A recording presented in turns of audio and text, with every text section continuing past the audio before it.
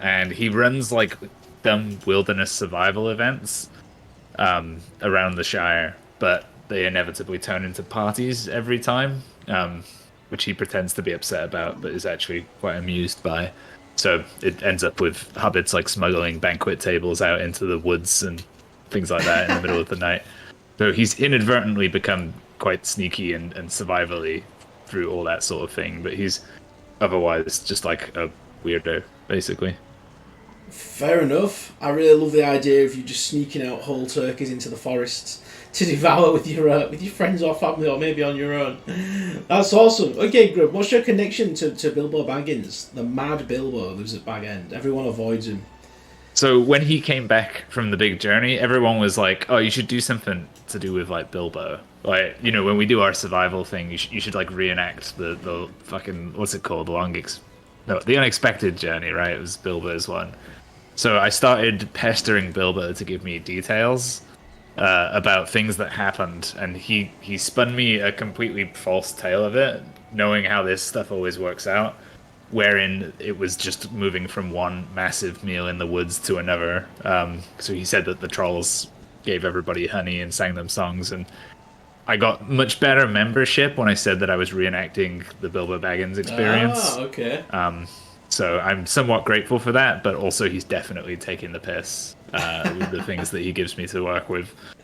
Okay, fair enough. That's interesting. I love that connection. Well done. Over to Hamish then, the Hog Rumbler. Can you tell us a bit about your character, please? Sure. So, Hamish is a bit of an eccentric type. He's been around a bit now. He's kind of getting to the sort of latter years of being a hobbit, but at the same time, his like love for sort of the eccentric and adventure and what have you never really dwindled. And yeah, he basically does boar jousting, which is effectively you get two large pigs or a boar if you can, and it's just like normal jousting, except for not quite as exciting because it's just on pigs. A lot of noise, what have you. And him and Bilbo used to enjoy a good bit of like light-hearted competitiveness on such things as fairs and what have you. And having bested him a few times, Bilbo was just kind of like kept in the connection with birthdays happening and things like that. So he's just come by to kind of check in on his old friend. He is Okay, quite awesome. eccentric and quite how to put it, a lot of bravado, lots of sort of trying to think of the word now, not narcissistic, but that sort of vibe. Yeah, no problem. Is it dangerous, pig riding? Like, are you on pigs or boars? If you're on boars, have the tusks been shaven off, or?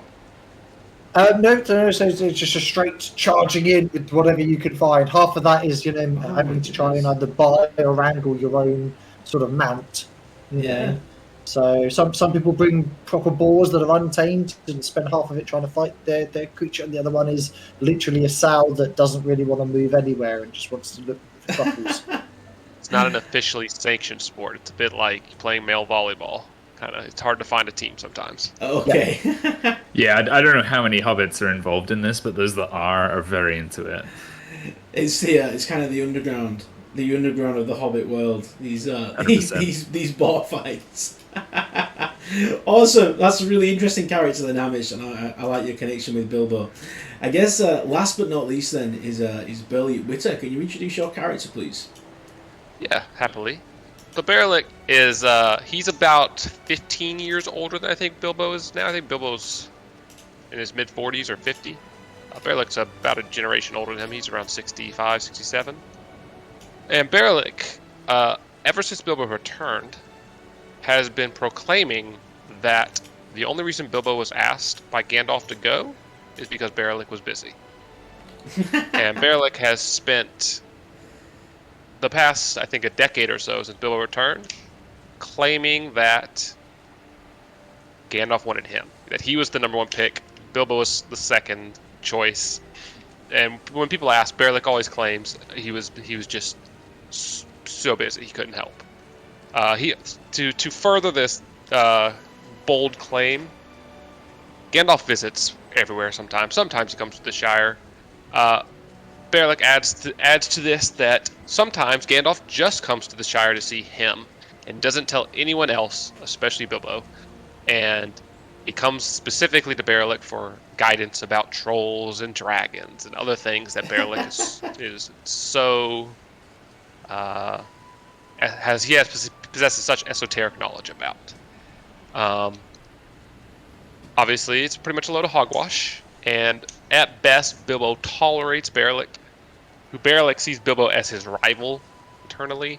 So you'd never say that, and I'm pretty sure Bilbo would never even consider Berelic to be a rival, because he's pretty much all bluster.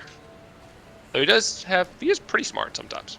He does seem pretty learned. He has quite a collection of books, but not much else. Awesome. That's a really cool introduction then. Bilbo's jealous rival then. That's a really cool background. Awesome. Okay. Well, our game basically starts off then with you guys getting a letter. Maybe a day before, maybe a couple of days before. But it's the letter that I posted in one of the channels there. I think it was the art section or something. Or the current players channel. And Mad Bilbo needs your help with something. Doesn't really say in the letter what. So I guess Berelic, for you this, well, I don't know. It's interesting for you, isn't it? Would you help your rival? Yes, because this is the chance to lord over the Bilbo and the rest of the Shire that absolutely, clearly Bilbo is up to something that he can't handle himself, and he needs the true.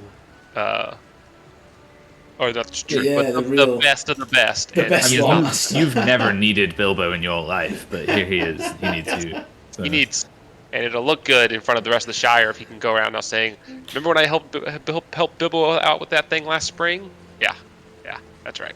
That's awesome. So you're doing it for bragging rights. Grub, how do you react to this letter that you get? I'm always after material, right? Like last year, we reenacted the eating contest that they had with Smaug, and we're running out of material here. We've reenacted the whole story now, so I'm just looking for more stuff to do. Oh man, I can imagine the stress of owning the Hobbit Netflix as it was, keeping up with all the shows. Yeah, if we're out of Bilbo material, it's all over. Like. Yeah. All right, awesome. So you're kind of leaping at the chance and something to do, and you never know what this old bat's going to get you led into. So you're quite excited then. And Mr. Rumbler, how do you feel about this letter that you've got? I mean, why not?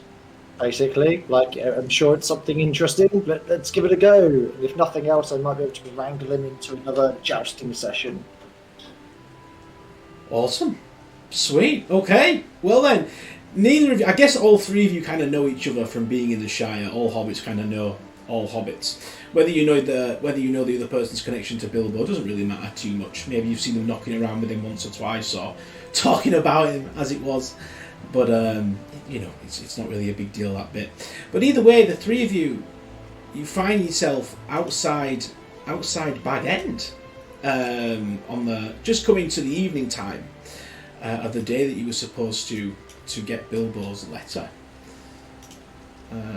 So just let me activate this map.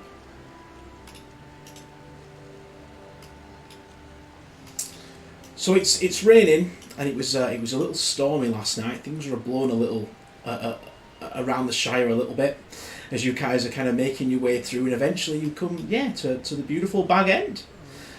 All of you kind of meet each other for the first time, I suppose. Well, not meet each other, but wondering why we're all here. But before you can really discuss it, the door swings open, and Bilbo Baggins himself invites you inside, smoking a long pipe almost down to his waist with his curly hair. Well, what are you waiting for? Come and get in out of the rain.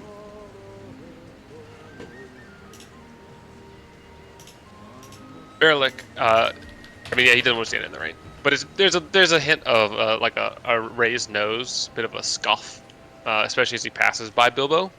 This is in Berelic's mind. This is his moment.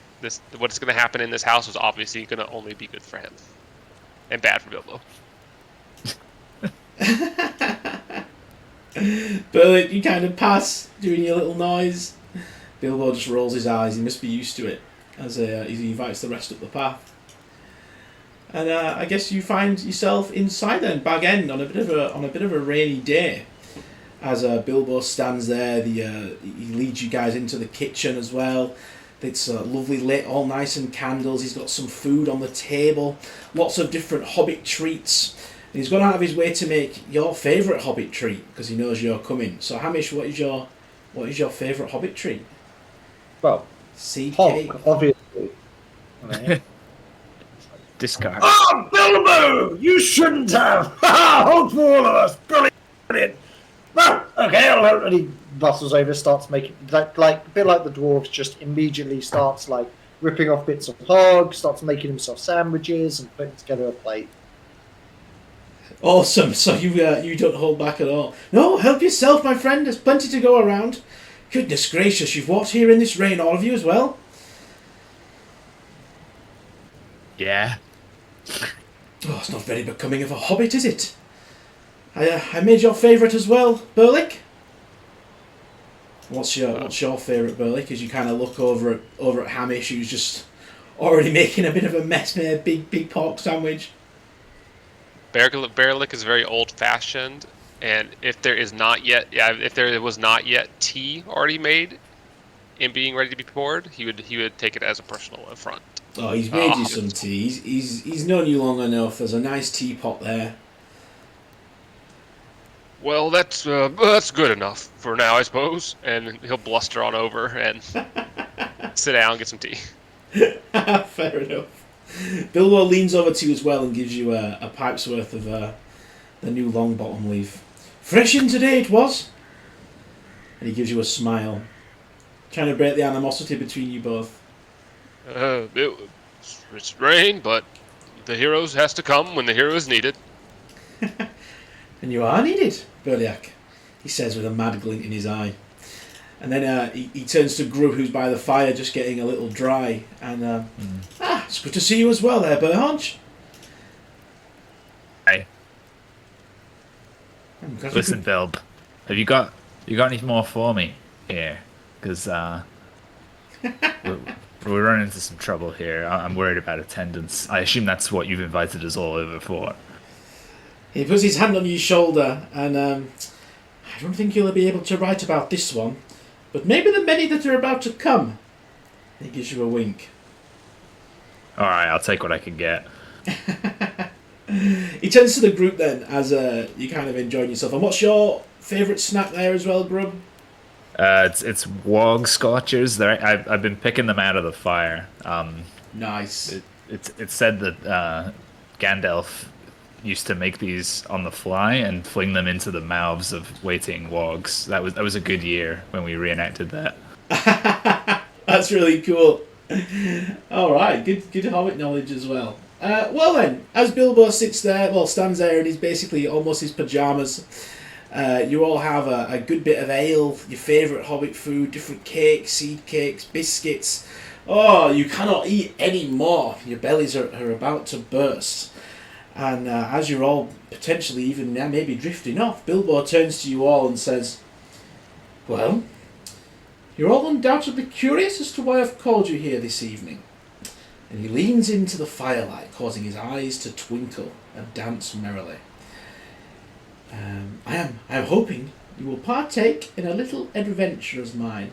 And then he looks at Berliuk. Not as grand as my own, though, I'm afraid. With a big smile, but in return for your aid... Barely just frowns. But in return for your aid, I will provide each of you with a place in my memoirs and a fair share of my eternal gratitude. And then he grabs a glass of wine off the table, takes a sip, and pauses for effect. Now I know what you're all thinking. There goes old Bilbo again, taking after that wizard Gandalf and sending you hobbits out of the blue. But I thought I'd let you make your own mind up. He sips his wine. Well, where is the joust? I mean, I don't think these two are particularly well versed in such, meaty and combative like nature, but I'll give them a fair shot. So when is it? When's the tourney? He just Meaty laughs. natures I can get behind. Did you fall asleep, Hogwash? It's not a joust or anything that grand. Just a small trip to Mickle Delving. Just across the Shire. You all know Mickle Delving? And out of character, that's like the Hobbit Museum. Oh. Yeah, it's well, he goes on to reference the Mathen House, and that's in where Mickle Delving is. So, I need you all to recover a family heirloom from the Mathen House in Mickle Delving, a map of the Shire, supposedly made by the old Took himself, with all sorts of precarious annotations. Now, I've sent them letters, but they're refusing to give me back, and I've been offering fairly generous donations, but for some reason I've had no reply. So I'm taking matters into my own hands. And he waits for a response. Are you saying that we're gonna go steal something for you, Bilbs? It's not exactly stealing if it's your own artifact, is it? I donated it a long time ago and I've decided I need it back. They're the ones not playing fair, if you ask me. Seems a little dishonorable to me, Bilbs. Could Berlik make a roll about this specific map if he knows anything about it? Yeah, go for it. That's awesome. Would it be a lore roll? Yeah. Awesome, well done. So it's the map that the old Took made in his long life, and it's got all the Shire on it, but also hidden bits and bats that have gone missing as well. Places that used to be important to the Hobbits that have kind of been overgrown and lost. It's a very, very old map, and Bilbo donated it when he got back from his journey, near enough. But well, he wants it back for some reason. Bilbo, if you were anything like me, you would have memorized the contents of that map long before you donated it. Memorise the contents? I'm far too busy for that, I'm afraid, Grob. No, there's an adventure afoot. I can smell it. Call him out! Oh, Bilbo, be a hobbit! Call the man out! Demand glory, demand satisfaction! Well, okay, maybe not quite that far, but demand, a chance of honour! And if nothing else, a spectacle! Well, I don't want people to start gossiping. Don't want to cause a ruckus. That's why I thought I'd come to my 3 good friends to see if they could help me out of this situation. So we're not to steal it. Or we are to steal it. I want to hear you say the word, Bilbs. You're not stealing it, are you? You're just getting my own property back. As he smokes his pipe and blows the smoke ring into the room. Alright, I'll help. But you have to say the word. I'll think about it. I know I'm not as respected as I should be, but I'm still rather respected, you know. Around these parts, as you all know. What about you then, Berliak? Your own adventure? He squints a little bit at Bilbo, and after smoking the pipe a little bit longer, well, we can all have quite the memory that we all need, or that I have. So you need a map, and you'll be able to tell everyone that you weren't able to get it, that I was able to get it for you.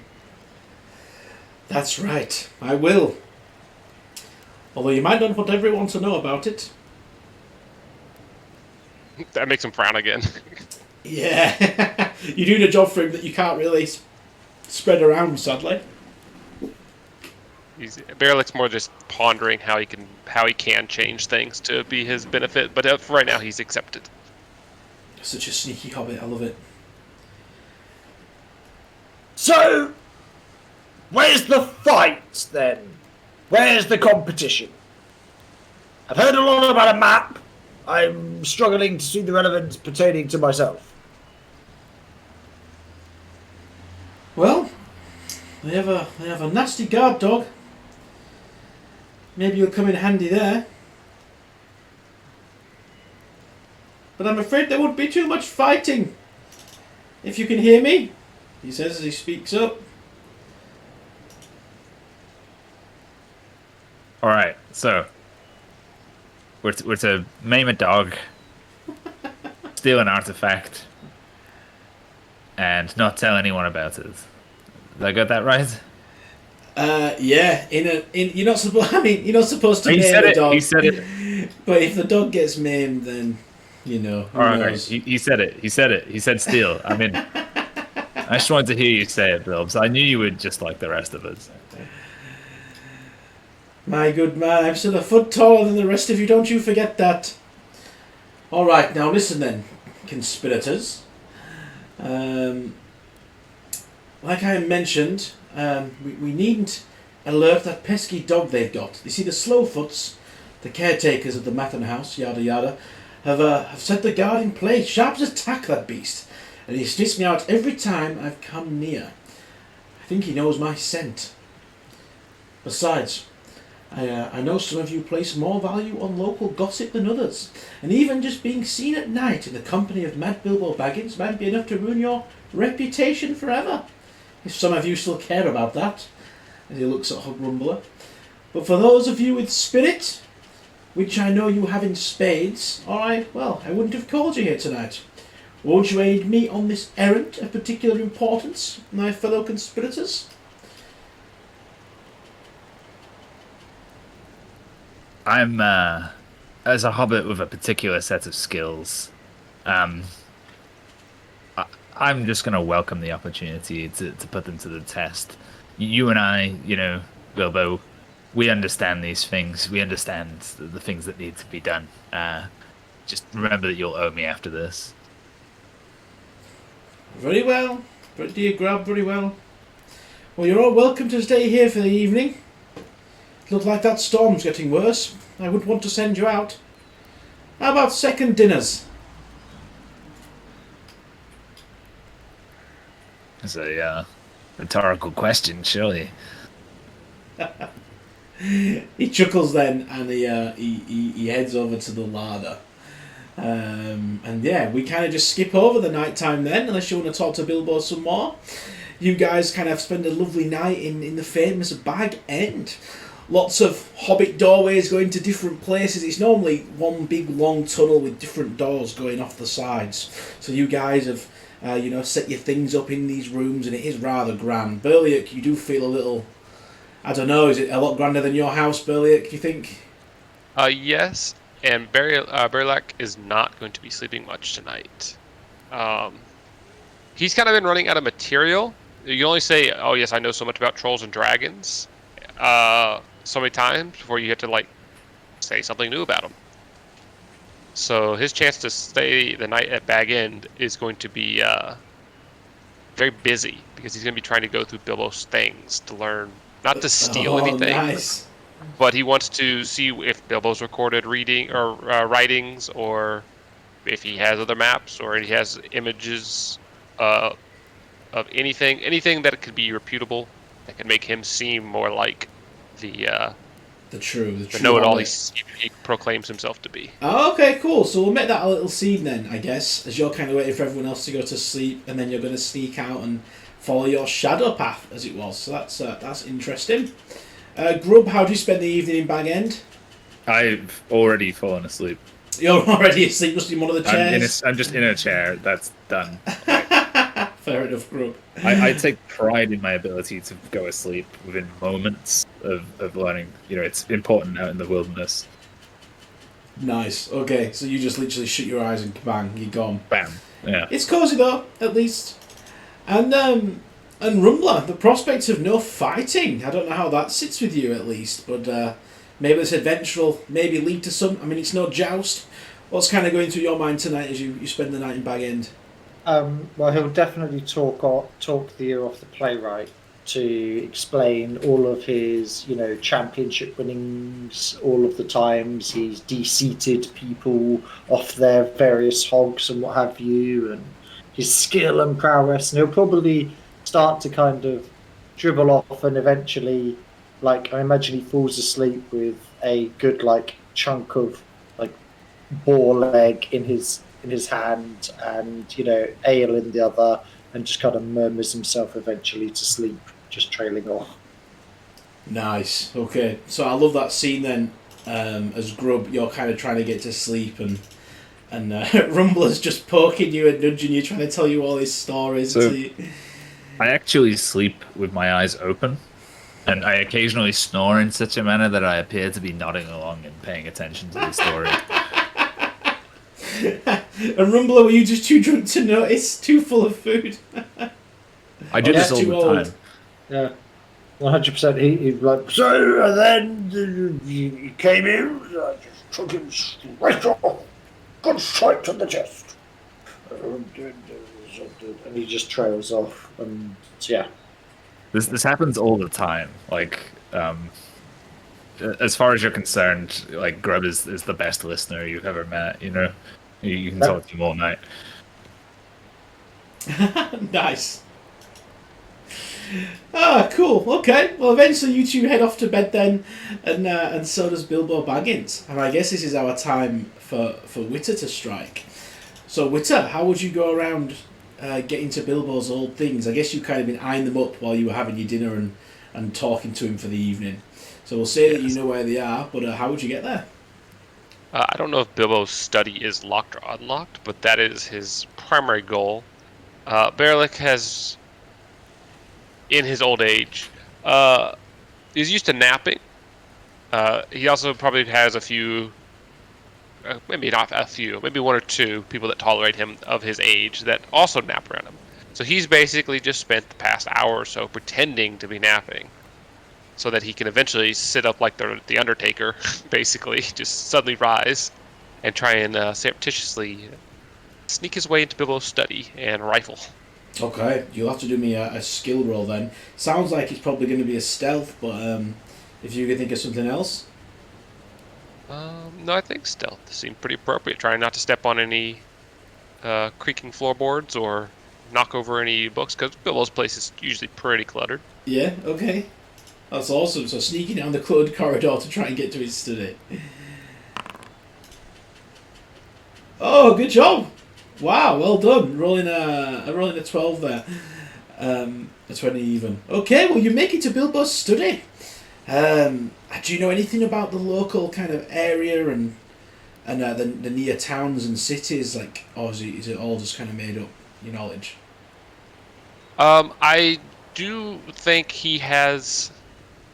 He is a tier lower than Bilbo by far, but I do think he has long since had an interest, especially once Bilbo came back. So he's done everything he could to collect knowledge. Some of it might not be quite as peer-reviewed as it should be. So some of it might just be as much of the made-up nonsense as what he comes out when he talks about, orcs and dragons and things greater than that. Awesome. But I do think he has a little bit of knowledge about these things. So there's a big red book in the study that looks that he's writing in, and there's some old maps scattered over a table. I guess as you go over to the maps, they kind of looks like they're going to a place called the Lonely Mountain, going through Rivendell and other forested areas and places. And it looks absolutely fascinating, and I guess. Well, you're presented with an opportunity to potentially steal some of this information, I guess. And because it's your shadow path, we'll have to do a valor roll. Interesting. And Valor is at the top on the left-hand side. yeah, there it is. Oh, right-hand side, sorry. Okay, so you don't have to take anything then, as you resist the urge and just kind of look through his stuff.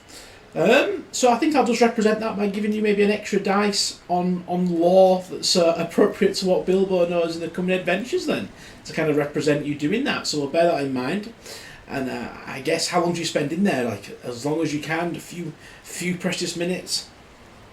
It's going to be similar to the scene of Gandalf in when he goes to Minas Tirith in Fellowship. It's him flipping through pages as quickly as he can, glancing over his shoulder, wanting to know everything he can. Some of the information is probably going to slip through the grasp with how hasty he's being, but he doesn't want to be caught because that would spell disaster. since there are other hobbits here other than Bilbo, and he wouldn't potentially be able to bluster his way out of. Why are you looking through Bilbo's stuff if you're the one that knows so much?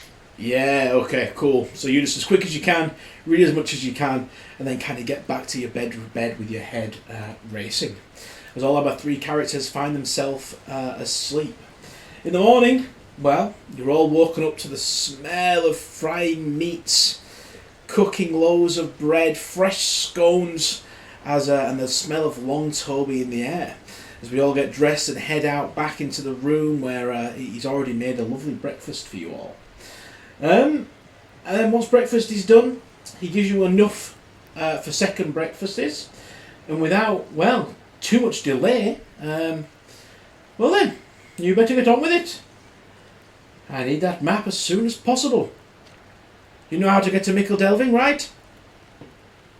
Of course we do. We're hobbits, just like you. Good, good. And listen, I'd go round the back, over the stream. I wouldn't come back through Hobbiton. You know how people gossip?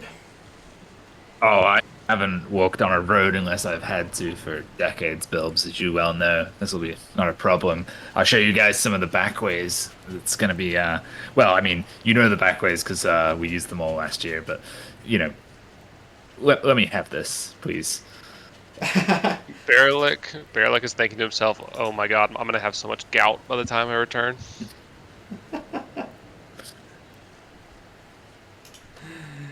The Hobbit feet are a bit more designed for walking. Oh, yeah. Hobbit feet are older than roads, for sure. Okay. In fact, I think that the reliance on roads has made hobbits morally soft. I think it's a huge problem. I think we should probably stop having roads, frankly.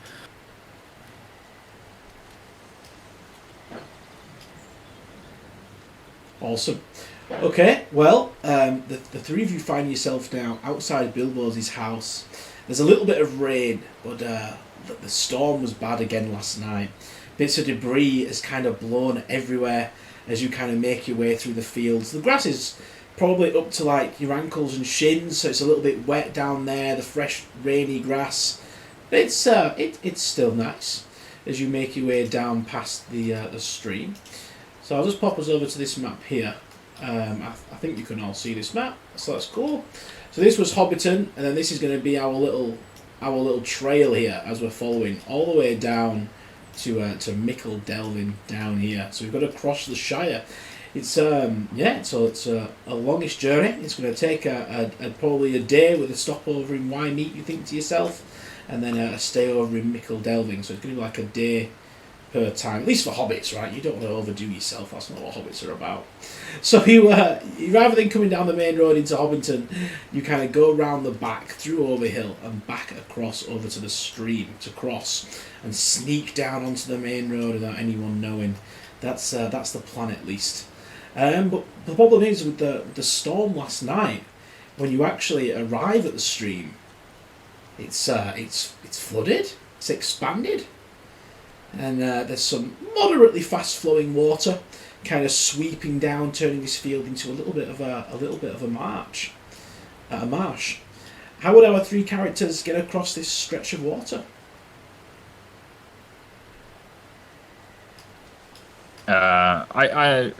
It's a stream, right? Is it? Or it's Well, just it was a stream, but because of the storm that happened last night, it's expanded into this, what you see on the map now. It's quite deep and quick flowing.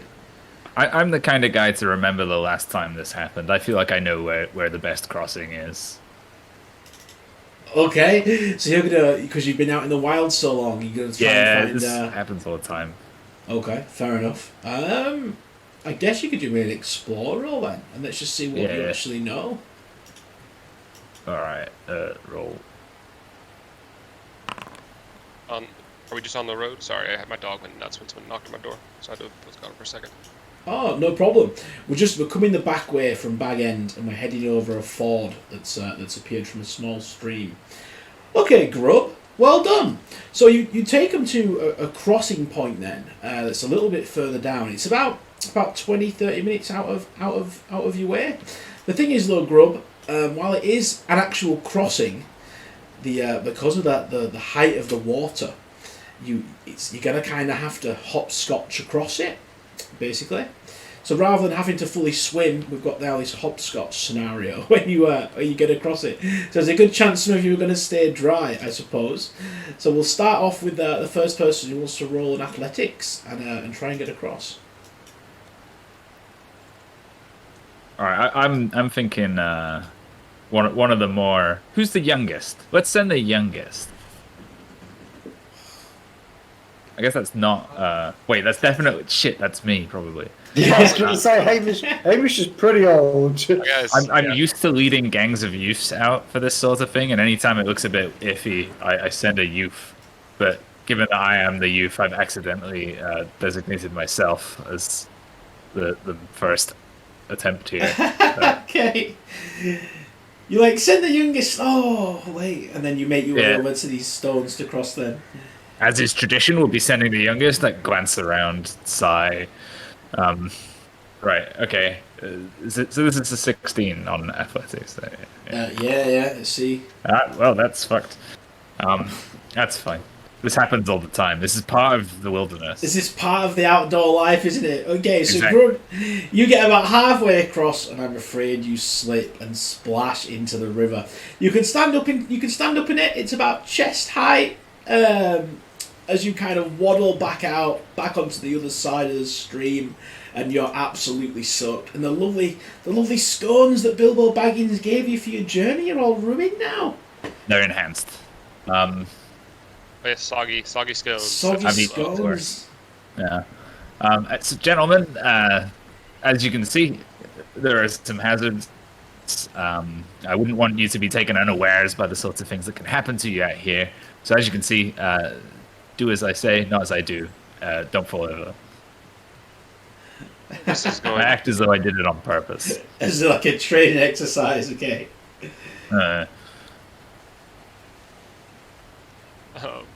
Berlick is desperately looking for any way to not cross our river. Okay, well you could do a scan roll, Berlick. See if you can see anything kind of around. No. You're looking, Burley, you're thinking to yourself, there's got to be a way, and it doesn't look like it. Unless you go through Hobbiton, but then everyone's going to be talking about it. You'll be listed a trouble causer hanging around with Bilbo Baggins. Can we see this, by the way? Is that clearly overable? So you did need to do a scan test to see the log. Okay, no, that's why I was checking, because I know that there's some things that you can just see and some things that you obviously need to roll for, so that's what I was asking. Yeah, okay. Do me a scan roll then, Hamish. Let's see if you can... That's fine, if I haven't seen it, that's no problem. Well, you could just do like a passive... No, he's not looking for things. I'm just saying, like, if it's obvious, he's seen it, problem. he's not looking, so yeah. No problem. Well, so whilst he's doing this, he goes, well, I guess it is age and sense before, well, everything else. And he's going to use his spear to prod the ground in front of him as he's, like, walking through. Okay, awesome. So using it a bit like a walking stick in the water to get through, basically. Yeah. All right, okay. Well, I'll let you do an athletics then, and you can have one bonus dice for using your spear in a clever way. Perfect. How do I get to add the bonus dice? So if you just click on the athletics, and then where it says, hope. Oh, I and see, then yeah, bonus bonus die, yeah. Okay. Just click on it, yeah.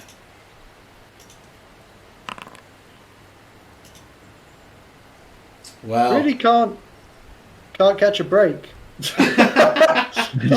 Like I have basically advantage on that. Got a 1 and a 5.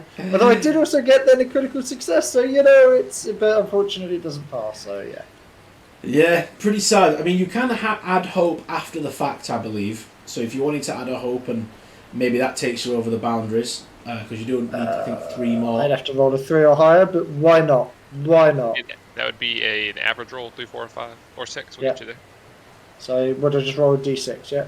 Yeah, just go /roll space 1d6. Yeah. And then reduce your hope score by 1. Oh! Rumble, you're going in the drink. It seemed it's fated. Oh, dead. That does seem to be about on par for this party at this point.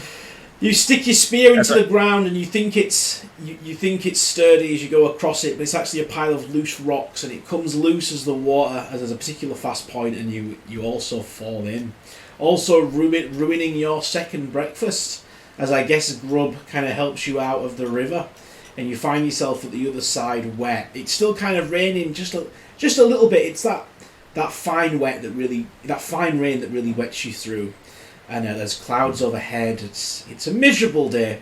So Berliak, you've just seen your two companions go in. I want to call out to Berliak and be like, do you know what? I think it might not actually be possible to cross safely. Berliak, perhaps you should just go back to Bilbo's house. We'll take it from here. So Berliak has spent the past, while you all were traveling, he's gotten worse and worse, or he's felt worse and worse about this, to the point where he spends 5 minutes or so just looking for anything and can't find anything. But your words are a bit of a galvanizing statement or suggestion. I will not. I have given my solemn word that I will see this quest through, just as Gandalf would have had me do, and I can ford a damn river. He swears in a very un-Hobbit-like manner, I guess. I don't think ford a even damn Gandalf river if could I do need this. to. Also, He's gonna tromp across as best he can, which is gonna go terribly for him, by the way. He's just gonna allow himself to get wet, right? Just like, fuck this. It doesn't matter. I'm coming. To be fair, he can't physically succeed without rolling a Gandalf. you got to get that Gandalf. Believe in yourself. I don't think is Gandalf. Oh! Oh my god. Well, okay. It makes no sense narratively, but it's hilarious. Oh, I think that's awesome, Berliak. You kind of watch the other's mistakes, and you watch as probably the oldest hobbit here makes it across as gracious as a swan over to the other side of the ford. His hobbit biscuits intact. Well done, Berliak. That's why Gandalf wanted me, is what he says when he makes it across.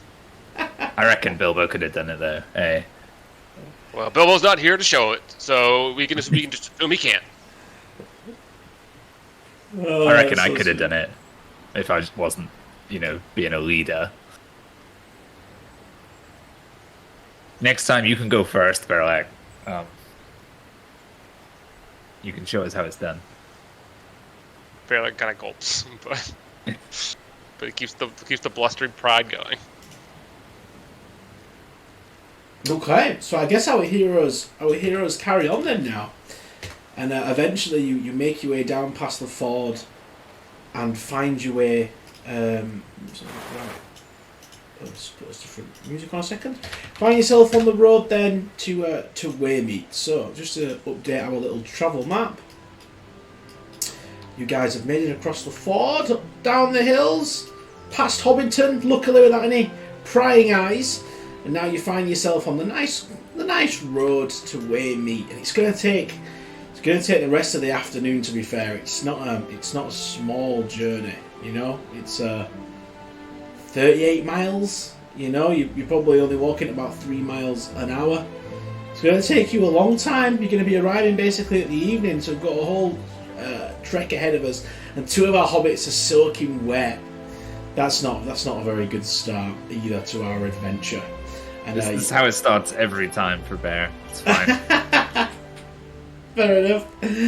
Okay, well, I mean, it's your bellies begin to rumble. I guess a couple of hours into the journey, only one of you have got hobbit scones left. Would you share your hobbit scones, Berliak, or would you keep them with you because you've got a long journey ahead? It's more of a lesson, really. It's totally not a selfish thing. It is totally a selfish thing. But his claim is that this is what happens when you look before you leap. Wait, no, the other way around. Don't look before you leap. And he's gonna munch on his scones. Oh, how do the other 2 hobbits take that? That's rather rude. I mean, it's fine. It's fine. The more civilized amongst us, shall I say, perhaps the softer, the drier. It's important for them to bring their packed lunches and their, their hobbit luxuries. Hey, Hamish, do you fancy digging a hole? I'm sure I buried something around here a couple of years ago. It's probably still good. Yes, I'm gonna give you a hole of it. Do you have a shovel? Nope. Just use your hands. It'll be fine. We're gonna be like our ancestors, you know? Before shovels, there were hands. So Hamish is just going to use the spear to kind of like break up the top like inch, you know, just so he can get past the harder stuff. And then it is raining though, so it makes it a little bit easier. Then he'll then get happily down. It's like, reminds me of when I was a boy. And you can see he's quite happily getting quite filthy at this point. Yeah, Just there we like, go. Just straight in, double bucket scooping with his hand. Hobbit mole. Yeah. If I'm allowed to dictate, I probably buried like a box of dried mushrooms or something around here somewhere. It's probably still intact. A box of dried mushrooms. Okay. I think that's fine then. If I'm allowed to simply insert objects into the world. Not really, but we are just playing the starter set, so yeah, I don't think we need to worry too much. But I do think you need to remember where you buried them, right? Yeah, for sure. I think you need to do me probably an insight roll. Insights. Okay, Yeah. I can do an insight. Look inside yeah. yourself for these mushroom. Yeah, I locations. mean, you know, Bilbo should have memorized this map. I memorized my mushroom location. Oh, nice. Okay then. So Hamish, as you dig down, then the old playwright, I guess, was correct. And there's a small, I suppose, box of mushrooms for emergencies that he kind of had, and it's going to be Absolutely. enough. It's going to be enough to get you through probably the first half of the journey. That's for sure. I mean, hobbits need to eat pretty regularly, so I mean, I guess we'll kind of get to here, I guess, on our journey. Now, some people flick the slugs off, and some people flick the mushrooms off. We've never been really sure which one of those two things is the meal, so it's fine to eat both. If you As you're kind of saying this, you goes, "There were slugs. It all tasted the same." Yeah, that's kind of the whole problem, really. We're never sure which of those things we're actually preparing when we have. It's just extra protein. And he kind of like gives you like a really hearty, like, you know, almost uncomfortable, like big thump on the back. And he's like, makes you strong like me. Right now. I belch something. It's unclear if it's a slug or a mushroom, but something repeats on me when you bang me on the back. Oh, that's awful. Oh, Witter, just behind you eating slugs and mushrooms here. Well, I bet you're glad you've got your scones at least. Yes, and in this instance, Berlick is happy to be civilized. Everybody's getting what they want in this situation. Okay, well, this is the kind of the scene here then. Swift rolling hills. Only thing is, it's still a bit of a cloudy sky, but it's a beautiful place to go walking. Huge fields, vegetation, nice open views as you pass through the Shire. It really is a beauty to behold. And I think I just want everyone to do an awareness roll, please, if that's okay. So we're just passing through.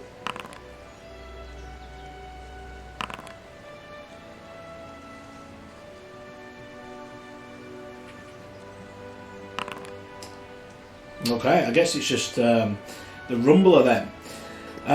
So Hamish, coming down the twisted path towards you is a rather curious-looking creature. I don't think you've ever, you've never seen a dwarf before, right? Out of character, your character ever seen a dwarf before? Sorry, I just realised it's muted. No, he definitely wouldn't have seen. He's probably heard of them, being, you know, themselves heroic tales of some of their boar jousters and things, but he's never seen one. He's never, you know, like, as old as he is, he never quite trusted himself to, you know, even attempt to entice a dwarf into boar jousting, as such prowess they have in the tales that are told. That's awesome. Good answer. Fair enough then. Well, I mean, if you've never seen a dwarf, I'm not sure if you'd instantly recognise one, or maybe you just have an idea by the big beard. But coming down the path, not necessarily, well, towards you guys, but not, you know, towards you guys, as he heads on to Hobbiton, is this creature here up ahead. And I guess you're the first one to catch him, Rumbler. he's not as big as a man, but he's bigger than a hobbit. He's definitely as fat as a hobbit, but he has nice armour on. It's kind of glinting off of the sun. It must be awful to wear in this hot weather, you think. And he's using a beautifully fine craft axe as a walking stick, and a beautiful pipe in his mouth, as he also seems to be taking in the Shire views. Dum dum dum dum dum dum dum. Good day to you, person. How fare they? Okay, well, as he shouts out, then Grub and Witter, you kind of look up and you also see the character as the dwarf. Well, he's curious for a moment, and then he breaks into a smile and a stride as he heads over to meet the characters. Good afternoon. So How are fine day. you? And he kind of like pauses. He's like, sir. So difficult to tell. He looks a little insulted, and I'm Caslin, son of Dwalin. It's nice to make your acquaintance. Sir, bless you. It must be the feverish nature of this place. But anyway, what's your name? He repeats again, Caslin, son of Dwalin. Pleased to Has meet you, somebody big got man. a tissue or a handkerchief for this poor gentleman? The dwarf bows, his beard almost touching the floor, as he gives the rest of you a smile. Sorry, Grub, what were you saying? Oh no, I was just saying, pleased to meet you, big man. Oh, okay, fair enough. And Witter, how do you take this meeting? You're coming across a real dwarf, and do me a law roll, please. Because, well, Wow. when you were in Bilbo's office the night before, you actually read a little bit about some of his conspirators for the adventure that he went on, and one of them was a dwarf called Dwalin, who was one of the people that went up with him to the Lonely Mountain. And this dwarf just said he's Caslin's son of Dwalin. So you're not sure if that's a coincidence or not. But I guess you've never seen a dwarf before up close either, or? So I got a great success. Just want to make sure. I accidentally had, apparently, my feet had, I had basically advantage. The first one says 10s, the second one says 1. I assume that's in the order the dice rolled, because I shouldn't have rolled 2. I think you roll 2 because you've got it. You're favoured with law, so you roll 2d12 and Oh, pick that's the right. I highest. forgot about that. I forgot all about that. Yeah, you're right. You're right. Good egg though. Thanks for spotting if you've made a mistake or not. That's really cool. So yeah, you know that he's related to one of the dwarves that went up with Bilbo. Are you kind of taken aback by this creature? Have you seen a dwarf before? How do you feel? I think it depends on if dwarves have ever come back to the Shire to visit Bilbo since he's come back. I think Berlick is commonly tried to catch a glimpse. If he hears news of strangers visiting Bilbo, he wants to catch a glimpse because again he wants to be able to tell his tall tales with success. So I guess he ends up being a Samwise Gamgee in Frodo's garden in terms of trying to peer through and see things. Okay, fair enough. So I suppose it depends on if Bilbo has been visited by any of the dwarves of Erebor in the past I decade. do believe it's canon that he was visited once before the tale of Lord of the Rings. I'm not sure. This takes place 6 years before. But I mean, we don't need to get too much into all that stuff anyway, really. We can just have some fun. I guess maybe one of them came for one of Bilbo's birthdays once, but they didn't come to his party. They just stayed in his house and then they headed back to the mountains. They were quite private. Okay. We'll So see. then Berlick is going to see this as his grand chance, and he is going to immediately try and straighten his shoulders, stand a little taller, seem a little more imperious. Yes, hello. We are important members of Hobbit Town. In fact, I'm one of Gandalf's closest friends. If you, Caslin. You know Gandalf. That's right. He values what I have to say about certain important things, and he visits often. You Not as often as or more often than he visits Bilbo even. what? You're. And then he looks disappointed, and then he says, "You're not Bilbo." No, I'm Berlick Witter. He kind of shrinks a little bit, not sure quite how to spin this lie currently. Okay, I think you've got yourself into a muddle, and I think that's really cool. So I think you're gonna have to persuade him that you're not making stuff up. So I guess that would be a persuade roll or a riddle roll to talk your way out of it as well. Ooh, I like you. the idea of using riddle because riddling. Go ahead. Oh, he eats it up. He eats it up. Oh well. My father Dwalin never mentioned you from his adventures, but then they don't really tell me a lot. And you know Gandalf as well. I've only met the wizard once. Beautiful fireworks, eh? Oh yes, he's a man of many talents, and he comes often and stays a while, and I have a lot to say to him, and he has a lot to share with me. It's a fast friendship. Well, it's excellent to meet you then, Berlaquita. And Hamish, is that what you said your name was? Yes, Hamish. So, are you those dwarven folks I've heard so much about with the boar jousting? Yeah, he chuckles. Aye, that'd be us. Although they're more like bears than boars, the ones in the mountains. But aye, something we practice. I hear there's some hobbits partake in it as well. I'd be very interested in seeing it. No offence, but I think it'd look rather funny. As he looks down at the three of you. See, Hamish kind of like steadies himself. He goes, "They don't call me Hamish the Hog Grumbler for nothings. I could pretend." You can see, like, as the words are coming out, he's like changing his mind, and he's like, "I could best you." And I'm sure you could, Hamish. I'm sure you could. As he smiles and humours the old hobbit. And then he looks at you, Grum. You haven't really spoken much as he stares at you with a grin.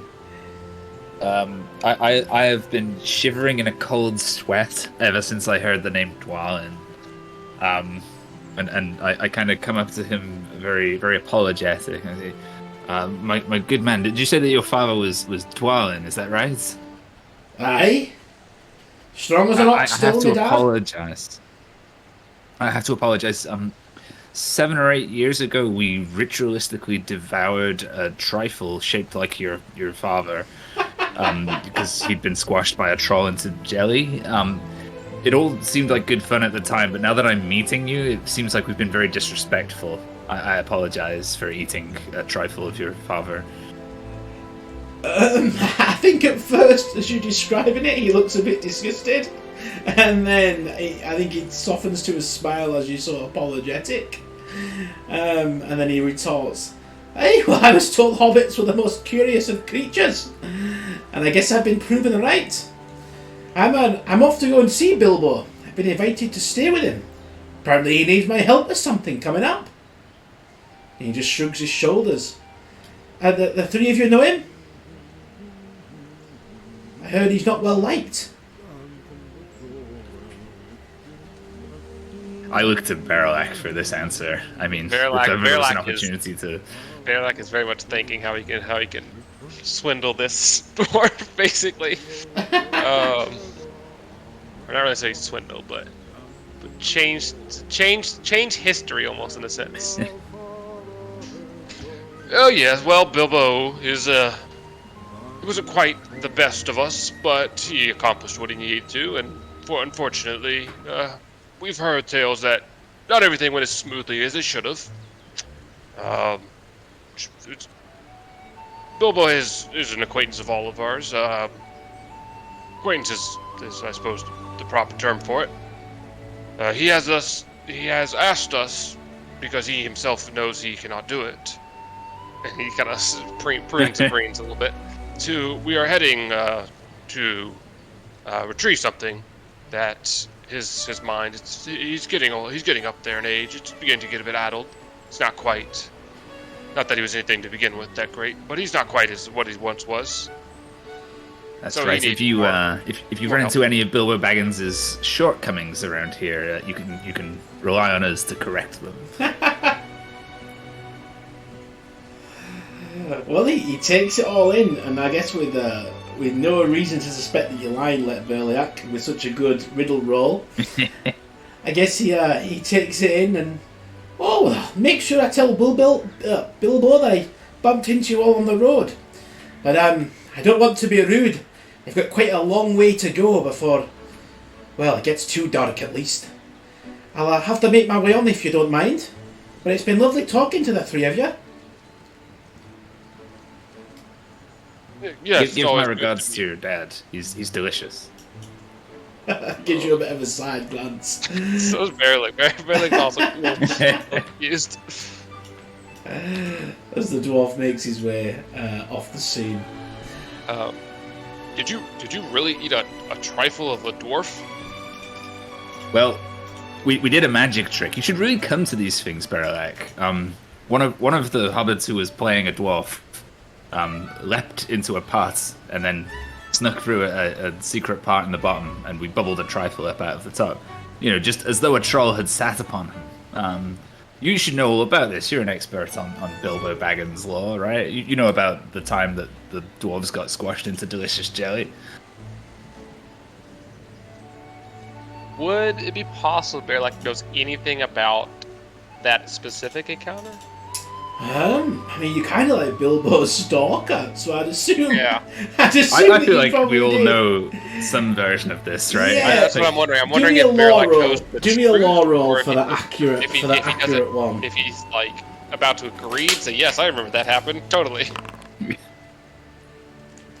Also, Burliak, you're aware that the dwarves didn't get squashed, and it was Bilbo that saved them. Oh, he can't say that though. Oh yes, that's. I mean, if I had been there, all the dwarves would still be with us, and they'd be visiting the Shire more frequently. Obviously, Bilbo didn't make enough of an impression, which is why they've only come so rarely. It's a Berlick had relief to never hear mentioned- Berlick had never mentioned that Bilbo saved the dwarves. That can never come to light. It's good because I was concerned, but he did seem like his dad was still alive, didn't he?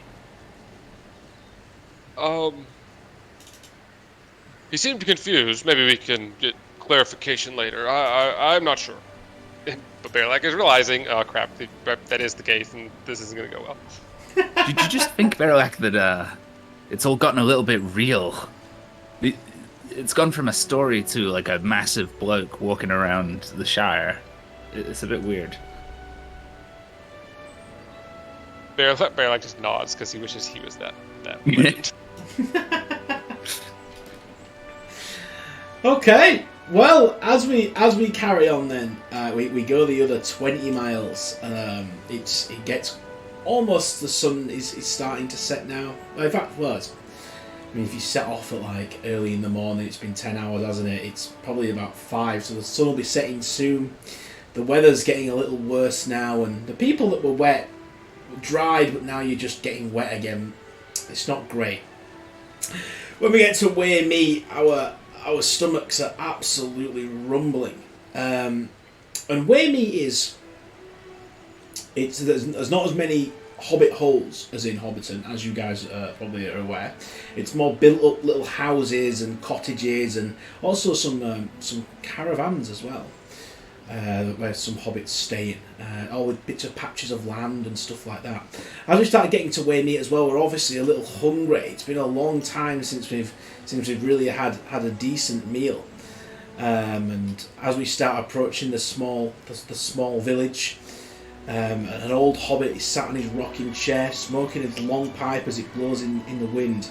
And, well, everyone can do me an awareness test, if you don't mind.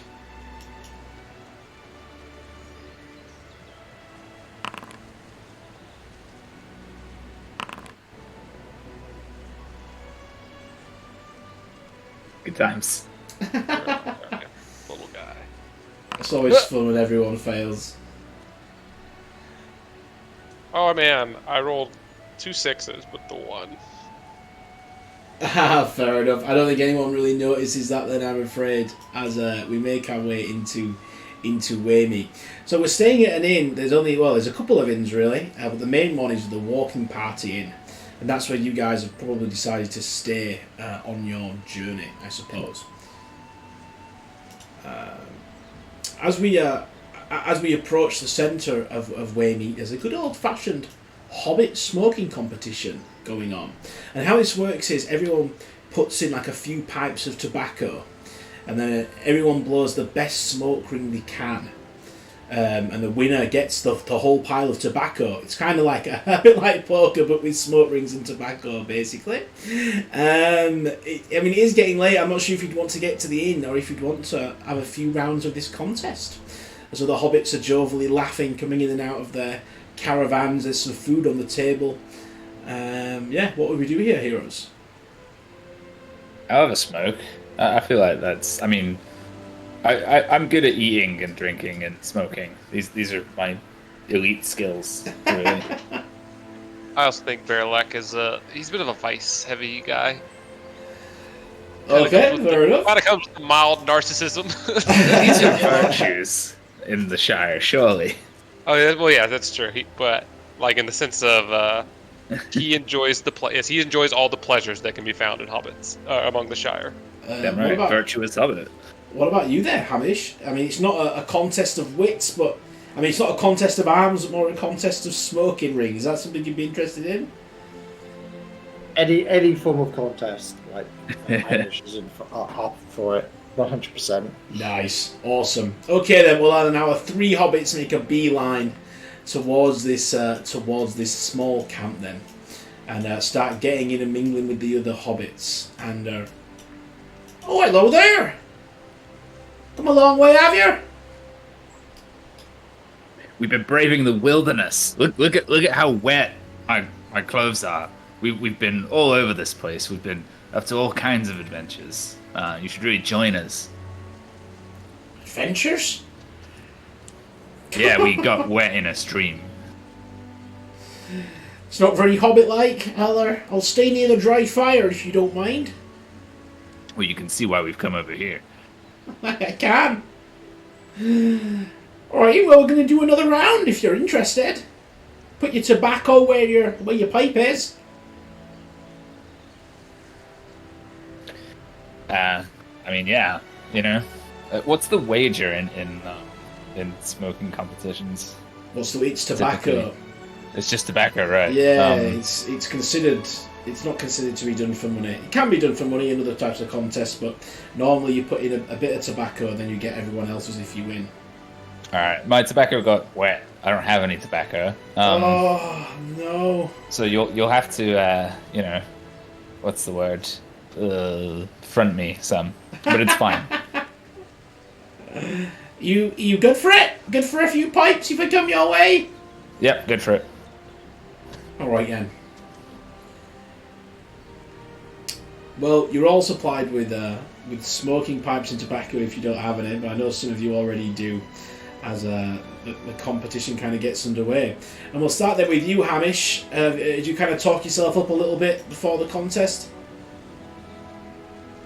He tends to kind of, he's used to competitions. He would kind of, assuming he's going to trounce these guys, but at the same time, oh well, I'm not too sure how this all works. Explain to me again, like how this works. He's very much trying to play the like, oh, this is so new to me. What could this possibly be? Type of thing. When in reality, you've got this on the down low. Yeah. Okay, awesome. Alright then, well, everybody can do me a riddle roll. Riddle's the actual thing that you use for blowing smoke rings. So I guess everyone just roll me a riddle, and we'll see who wins the tobacco pot here. Also, you're hustling hobbits. I love it.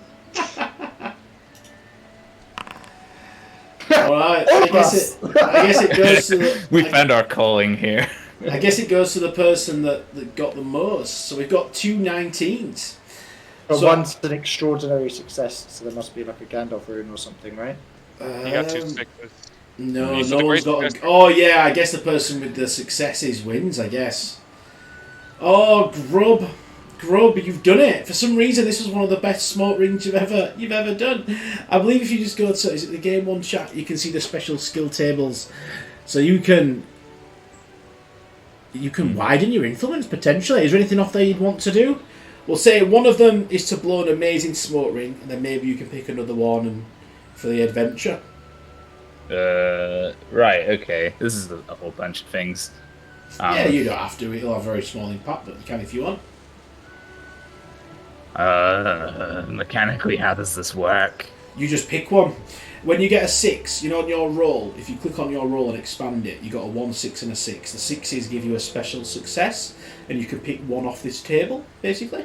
So you've got 2, so I'm going to say we use 1 to blow the best smoke ring and win the contest, but then you've got one more thing that you could pick.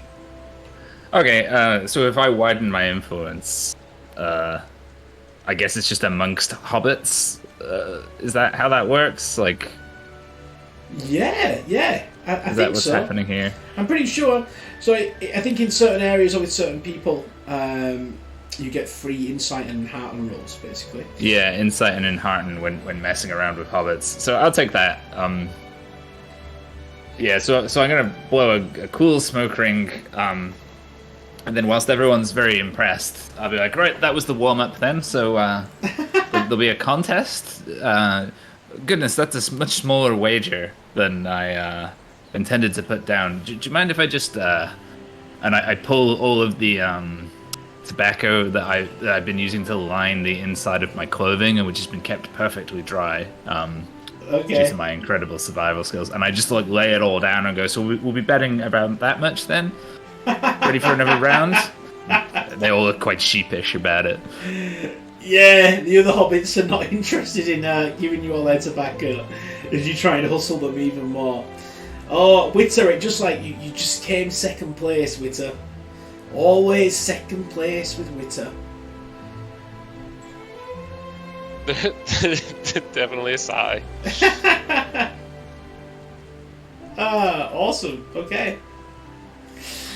Well then, I guess our hobbits now they'd kind of scatter and go back into their caravans, as it looks like the rain is picking up again and the sun is going to be setting.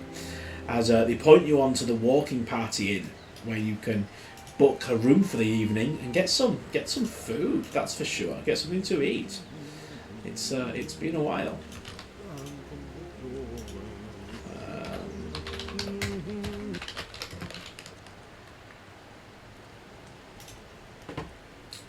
Okay, so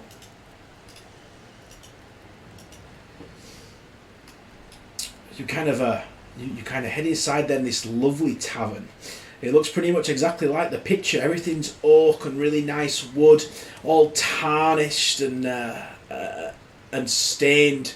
Behind the counter is a hobbit sat smoking his own pipe as you go into the busy tavern. Oh, hello there. You three out from Waymeet, are you? Oh, I've been everywhere. Everywhere, eh? Well, everywhere that's worth being, and that includes Waymeet. Well, you're welcome in here. Sit down by the fire. 3 ales? 4. 4. Someone's feeling brave. And he taps it open, he puts 4 halves on the table. Remember, pints don't exist in Hobbiton. Of course. Although they're probably a pint to you guys, at least. As could you fill the 4th glass with egg yolks, please? He looks a little... Egg yolk? Egg yolk. I'm always in it for a bit of yolk. It's a disgusting habit if you ask me, but, well... It's good for you. Good for you. He tips 3 eggs into a glass and puts it on the counter for you with your 3 ales. Thank you, Bucky. Looks like it's going to be another bad one tonight with the storm. I hope not.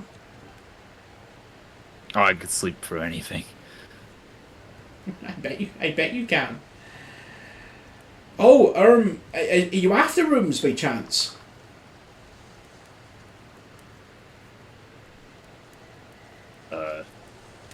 Yes. I believe we are, yes. Now, anyway, I understand because there's no way I'd be sent here without reason. There must be some form of boar jousting going on, or some sort of competition. So, where is the nearest competition? I Where would like to win something. If you want to put a contest in the starter, we can do. We can say there's a hog thing going on outside. No, but like he just doesn't believe that Bilbo like could have legitimately like sent him to go and get a map. He's like, there must be some ulterior motive here because he knows I'm the finest hog jouster there is, and if he's calling for my aid, it must involve that in some sense. So, yeah, he believes there must be a secret one going on or something in order for him to be requested personally. Okay, fair enough. I know what angle you're coming from now. Then the bartender looks confused and explains, "No, there's no jousting contest going on here. It's a nice peaceful inn. This nice, well established establishment. None of that tomfoolery." I Let's keep elbow it- the barkeep. Oh, sorry, go ahead. Berlick is actually joining the barkeep in this one. He does not want to be hoisted into pig jousting. He's very worried about this. I've known Hamish a while. I know how to deal with situations like this. Barkeep, could you just arm wrestle him or something? Just give him a win. Boy needs a win. I tell you what, there's someone in there that'll arm wrestle him. Righto, off we go then. Oh, and 3 rooms. Whoa, like I was One saying, room, maybe? 2 like I was rooms. saying, I'm afraid we're fully booked up for the night. There's been a fresh harvest of old Toby, and well, there's some pipe enthusiasts staying over. I'm afraid the inn's full, but I don't want to see you outside though in the rain. Obviously, that's very unhobbitly. And you think I might be able to help you out? There might be someone here that might be able to let you stay with them. Just go take a seat. I'll bring you some food out and you enjoy your ales, and leave it with old Whiskers. All right? All right. Hamish, I expect you to have won us a room by the end of this evening. Absolutely, that would be my absolute honor. Okay, well, you guys then head into the tavern. Sit yourself down around the table. Oh, it's nice and it's nice in here. Lots of hobbits sat around from different professions, all talking and chatting amongst themselves. Everyone enjoying the ale and waiting out the storms. It's nice and cosy and nice and dim lit. The bartender eventually brings over some food, or the barkeep does, as she puts down the food on the table. Nice pies and bits of meat, and refills your ales. And will that be all? More eggs, please. More eggs. I was warned about you. She takes your glass and she heads back over to the counter over there. Well, everyone starts to look at the 3 of you. You're not from here. You're from out of town. Something's wrong. In hobbits' minds, it is all you need to be disturbed. Maybe a disturber of the peace, which would be very bad for your hobbit status in the Shire. Some of you probably care less than that than others, though. And well, you can tell they get to gossiping, looking at each other, looking back over their shoulders at the party. And eventually one does come over and kind of sit down on the table here. Well, it's nice to meet you. The name's Willow. Hello, are you your champion arm wrestler? He laughs. No, but I've been told if you could beat him over there. And he points out to it's a man sat in the corner of the tavern. A scene we're probably all familiar with. He's just sat with his hood down, and he looks very funny in a hobbit corner chair. He's on a stool, and it looks like he's basically almost sat on the floor. And he's smoking a pipe, kind of looking out of the window. But then he draws your attention back to him, and no, he was just curious where you've all come from. and you travelled a long way. Where you in Waymeet? And he starts prodding you, looking for holes in your stories to find out who you are and get some good gossip. We have to basically riddle him to get away with it, essentially. To not let anything slip that could be bad. All right. I mean, I've always been a rambler. You know that. It's not a crime to ramble, is it? Okay. No, he's certainly not. And then I'm gonna turn that into an irritating joke where I ramble on for a really long time about whatever until they get bored and want to disengage from talking to us. Okay, fair enough. Well, everyone do me a riddle roll, and we'll see how we come out here. Okay, so Grub, your acting works. Boom. Oh wow, everyone's really good apart from, I guess, Hamish. Yeah, Hamish doesn't care. Like he's trying to figure out he's trying to work out if he can arm wrestle with this He's guy. still So looking for a win. He's just interjecting the occasional, like, you know, like, yes, that's right, yes, the otters, they helped. You know, and just like complete and total rubbish. Clearly not engaged in the conversation. Okay, I guess in your babbling though, you do let something slip. What would you let slip? Do you think? Could I actually, with my great success, could I cancel a failure? You can. Yeah, we could help him along. I think it normally means that he gets a bonus dice. So, I mean, we can do that mechanic, or we can say that we can say that he goes to put his mouth in it, and then you shut him up quickly. Well, not shut him up, but interrupt to make sure he doesn't spill the beans. Oh yeah, that'd be what I could do. Yeah, okay. If that works. Yeah, let's do that then. So you're about to let something slip, and Witter kind of nudges you under the table, Hamish, and you guys, well, you get away with not giving any information out. He takes that as him egging him on. He goes, "You're right!" And he stands up and starts heading over to the bloke in the corner.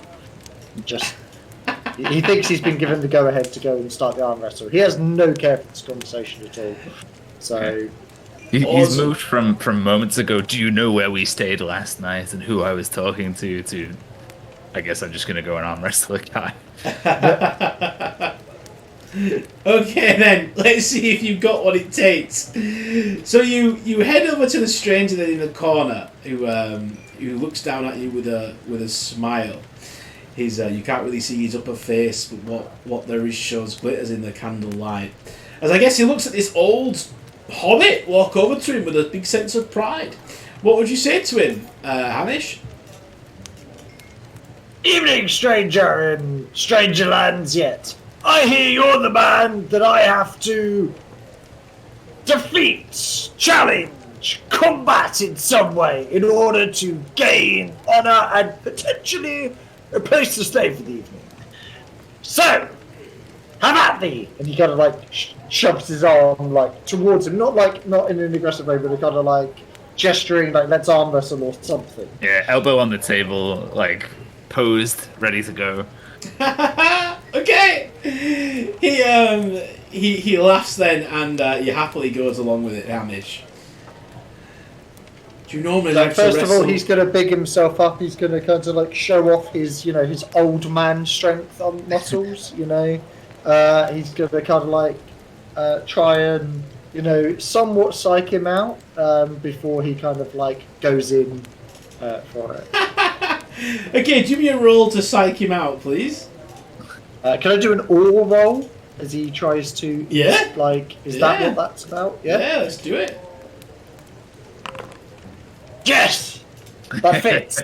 Oh no! I guess he sniggers a little bit and then realizes he's being rude and stops. As I guess this old man in the Hobbit bar starts flexing and showing him his muscles. Right, that's enough of that. Come on, let's go. Are you sure you want to arm wrestle? You sure? Well, unless you've got a ball that we can go jousting on. I'm afraid not, little hobbit. Very well. If this pleases you. And okay, well, I guess you're gonna arm wrestle this guy then. So this is funny. A lot of hobbits are watching Hamish. It's you know, you're in the spotlight as it was. So I guess Hamish. I guess you'd probably roll an athletics. I guess in this situation, I don't think Yes, there's that's absolutely fine. another roll. Yes! This is going story, I love it. Hamish, as he doesn't play with you. He respects you the elderly too much for that, and he lets you like have a go at him for a second or two, and then he puts you down gracefully. He makes it look like you stood a chance. I'm not sure if your character would know that, but I think he would know that, but he wouldn't show that, if that makes sense. Yeah, okay. Like, you know, halfway through, he's kind of realizing, oh, this guy's got like strength because he's holding me and letting me down, you know, and he's kind of like, oh, I've been off more than I can chew here. So he goes, okay, 2 out of 3, come on. Yeah, he'll do another one. For sure. Go ahead then, Hamish. Is there anything during all this commotion and distraction for Berlek and I to be keeping an eye on or taking a look at? I feel like this is the first time we've not had all eyes on us, mostly because they're on the stranger and Hamish. So you can both do a scan roll to see if there's anything in the scene going on that you're not quite seeing, as everyone's attention is focused on this arm wrestle. Yeah, I want to see if the stranger gives anything away as well in the midst of all this. Not that I'm going to find out. I'm going to chuck in a hope die in there as well. So.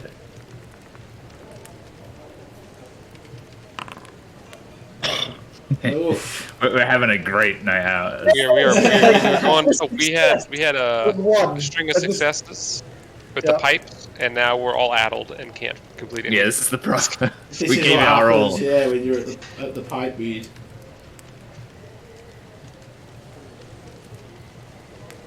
So after losing the second one, he'll turn up. I don't know if you want to do the scan. I know that Bearhawk just won.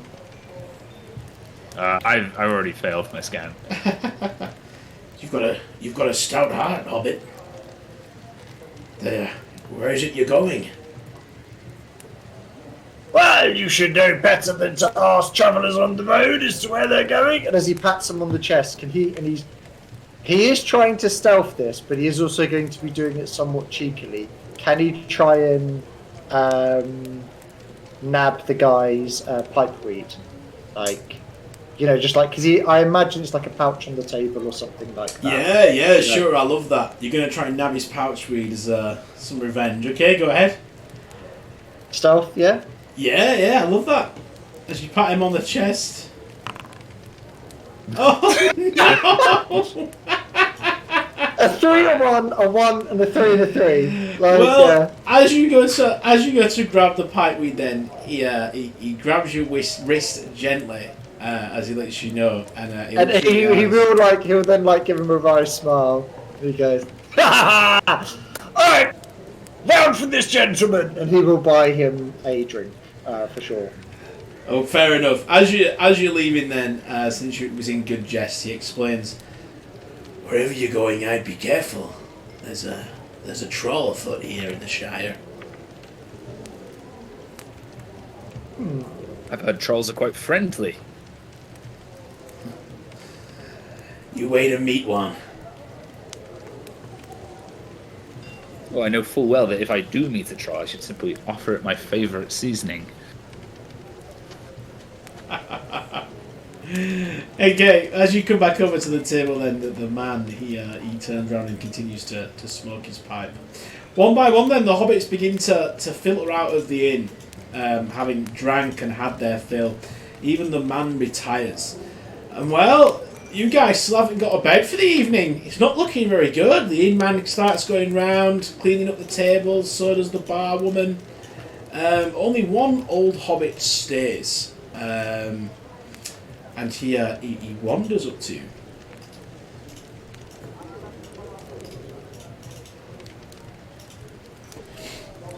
I see you're a man of determination. He's a bit drunk now. He's like, you want to challenge me to an arm wrestle too? What? Say that again? Yes, perfect! And he puts his elbow down, like, you know, gesturing. He's like, go on then, yeah! He's, I guess he just shrugs his shoulders and he gives you an arm wrestle. We'll say that you beat him, as he is quite old. And he turns to the group and rather loudly he begins to explain. The name's Burrows! And yet you'll have to excuse me, I'm a little hard of hearing. What? The barkeep... No, I'm not called Dot. Anyway, the barkeep... He says you're looking for a place to stay for the night. Aye, that'd be right. We're just traveling through. Oh, well, you're welcome to sleep in my barn. It'll keep you dry for the most part, better than sleeping out in the rain. You're just gonna have to deal with the owl. The owl that's in there. How do you mean? How do you mean deal? Barrett's confused. He's a bit of an introvert, I guess, in a sense. So the idea of sleeping in a barn already seems kind of iffy. I'm not surprised. I don't know, just get rid of it. You get rid of it! If you barfed in your cowl, that's your own problem. I'm not dealing with that. Do you want to stay in the barn or do you want to sleep outside? You look out and the weather is quite bad. Well, you know, I'm something of an owl myself. They used to call me that, actually. They used to call me Bear the Owl. I think I can deal with anything that nature throws at me. I'm very much a bird of prey of the Hobbit world. What are you going on about? You wouldn't hear about it. We keep these things quiet, those of us in the know. Barely gets kind of confronted. I'm in the know. Always in the know. Oh, it's one for me and the creatures of nature. Just if you can get us a place to sleep with your owl speech, whatever you're proclaiming you can do, I'm all for it. I don't want to sleep outdoors. That's not. I understand, Berlek. You're a man of scones and you know, barns, all the great luxuries of Hobbit kind shall be made available to you for my expertise. Just watch this. What was it you wanted me to do, stranger, weirdo? What was your death man? Get rid of the owl. Absolutely, yeah. He said he was sick in his cowl. Like, I don't get it. Oh, yeah, we've all been there.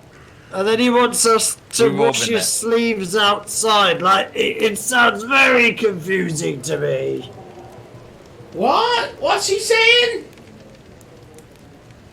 He says, we'd be delighted to help. There's nothing wrong with my bowels. Thank you very much. Alright then, well, follow me. Down your drinks. And, well... One more yoke for the road. One more yoke for the road. He just gives you an egg. He didn't even give you a glass. He just gives you an egg. You can crack it in your own mouth, you can. Oh. Why is that worse? Go with the shell. Gotta eat with the shell. That's the healthy bit. Yeah. All right, let's go sort out this owl. It seems like a quest worthy of us and our string of 8 failures. Let's go. Awesome. Okay, well, you guys head outside then in the gathering storm. The wind is howling. The rain is kind of bouncing down around you guys. as this guy leads you over to his barn.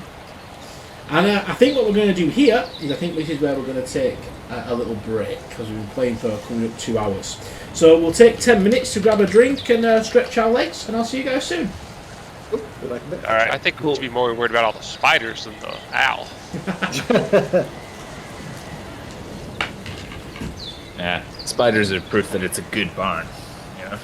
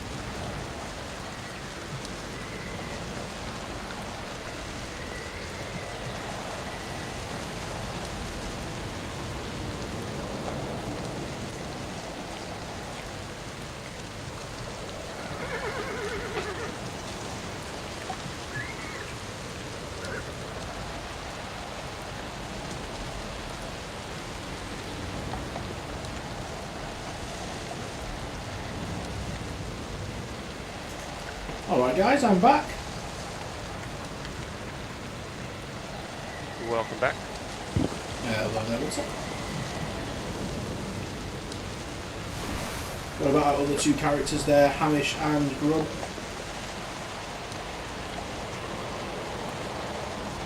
Okay, I guess I need an extra moment. That would that would mean a pending return.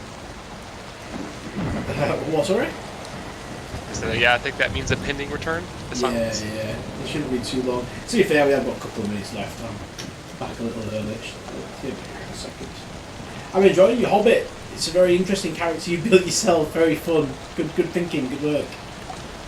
Thanks. I try to go very far away. The elf I made, like I said, he's very Feanor, which is more aggressive, more serious, more solemn. So I like to swap. If I'm playing one type, I want to go to the other end, which is a very blustery, obviously shouldn't be taken seriously by anyone type of hobbit. Yeah. Oh, that's awesome.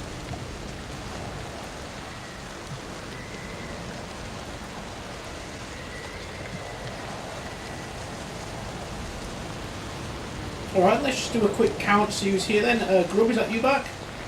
Yeah, I'm back. Awesome, welcome back. Hamish?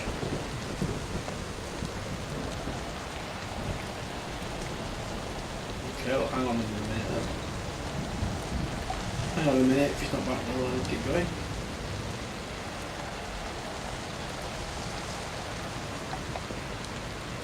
Anyone got any questions about the system or the character sheets or anything like that? Yes, I actually did open my core rulebook just to check. This is what I saw. I just wanted to know if I am missing something. Where would be the best place to post this? It's a snip of the rules. Oh, I don't know, game one chat or the rules questions or something like that.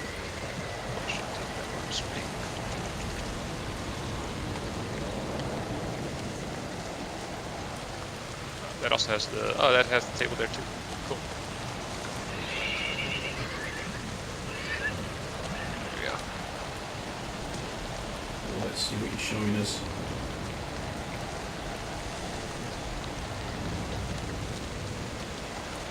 That was what I had when I had earlier mentioned that I thought it only meant a 0. So that's where I found it at least. Yeah, isn't that what I said when it's Gandalf, it just passes regardless? No, I mean the other one, the Sauron icon. Oh, okay. Oh, you're correct. It's because the Sauron eye always fails. I think I got that from when you're miserable. Interesting. Okay, that's helpful. I think miserable means that your Sauron eye is an automatic failure, and then weary means that your D6s, anything under a 3 doesn't count. Okay. So sorry, yeah, I was wrong then. I thought it failed altogether, but I guess not. You can still pass your D6s. Probably not going to unless you have a lot of them, but that's very helpful. So then the conditions are very, very bad things. And so it's not like 5E's conditions where we can kind of just shrug off some of them. Those sound, because that's taking away 3 of your rolls of the D6s, and then it's making one that's a complete failure. Yeah, basically, when you get the miserable. conditions, you start to find yourself not long for this world. Basically, that's why keeping your hope high is important. But then obviously use hope to re-rolls and add stuff as well. So these obviously we're not really going to see the impacts of these decisions and mechanics until we're probably, on a 4th or 5th, 6th game. But it's interesting, I've done this a few times, and people at the beginning they'll spend a lot of hope not realising, and when the hope runs out, they find themselves in a bit of a predicament. And the only way you can get hope back is in a fellowship session, which is like every 3 or 4 games. Interesting. I was going to ask. So hope is your internal. Hope. I think it's one hope. Yeah, it depends how you want to describe it. Really. I know there's fellowship points. That probably doesn't matter in this game, but fellowship points is like a group total that everyone uses, and then hope is your individual.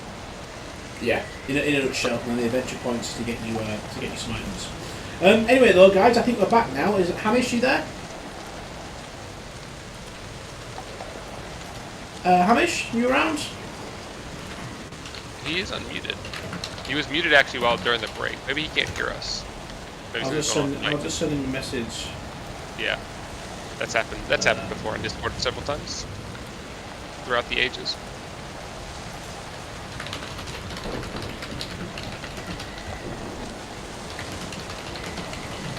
Alright, I think we'll probably just have to get going then. I don't think we can take too long on the break here. Hamish, if you can hear us, we can't hear you, and I hope you make your way back to us soon. So we find ourselves in this Hobbit barn now then. You kind of get thrown in to this barn. It looks exactly like it looks on the map here. It's a little rustic to say the least. There's some spiders crawling around, big ones, little ones, full of cobwebs, and it absolutely stinks of animal as well. It's not a nice place to be. The roof, while sealed, there's some small cracks in it. Water is dripping through occasionally, and this is not our Hobbit should be spending the evening, that's for sure, as the wind blows into the barn occasionally as well. The barn owner then, he brings you a sack of kind of bread rolls as well, and kind of hands them to you, maybe adding insult to injury. Alright, well this should see you through for the night, right? Alright, I'm already yoked to the gills. I'm fine. I mean, I'll yell. Don't get me wrong. Don't take them away. But I am yoked. Barrick's just pure despondency that he's gonna be sleeping in a barn, so he's not really much for conversation on this point. This is not how he envisioned his adventure going. Okay. Well then, he points up to the corner of the barn where you can see the owl. And get rid of that blasted owl as well, will you? I don't want to see him in the morning. Do you want? Upsets the donkey too much. I just want to be clear on what exactly you're expecting me to do with this owl. Are you wanting it dead, or just gone, or what? Dead? You don't know how you're going to kill it. It's all the way up there. Just get rid of it. I don't care what tactic you use. Good Alright, dinner. Have a good sleep. This wouldn't be the first time that somebody has told me to get rid of something and then been upset that I killed it. That's all I'm saying. Well, he heads out of the barn then, shutting it behind you, and you three find yourself in this dark, dimly lit barn, avoiding spiders, some bread, with a donkey going mental, neighing and braying, and the beast absolutely stinks. Oh, great. Berlak, have you ever eaten owl before? I've had pheasant, and I've had a few birds before. I don't think owls are quite the sort of thing that we eat. Oh, they're all right. You've probably had one under the name pheasant before. Aren't they just all feathers? You make do. You know, when you're one with the wilds like I am, you find a way to feed yourself on whatever you need to. All right. There's a donkey and an owl. Cool. We're not going to eat the donkey. That would be a bit much. But I want to eat the owl. Can I coax it down by being sort of friendly towards it? Can you coax the owl down by being friendly? Yeah. What if I want to imitate its calls. You want to Disney princess it? Like, come here, Yeah. and snap? Yeah, that's exactly what I want to do, right? So I'm gonna sing to the owl if possible. Okay, well, go ahead, give me a courtesy roll. That's courtesy. Okay, I was gonna do song, but I'll take courtesy. Song. I suppose there is song as well, isn't there? Actually, yeah. Do me a song then. Sing him a song. I would rather courtesy it, but I feel that this is a very discourteous owl, so I feel this song might be more appropriate. The owl doesn't care. All right. It's got no boundaries. Fuck. He starts up there just mocking you. Alright, well. I'm all out of ideas, Barrett. That's all I've got. Barrelak has his cane, but he doesn't think it would reach the owl in the rafters.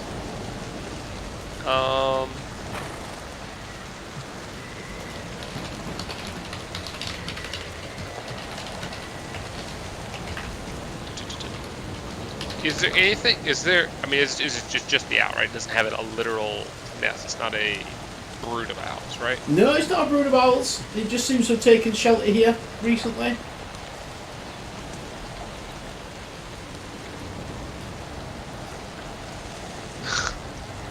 I guess.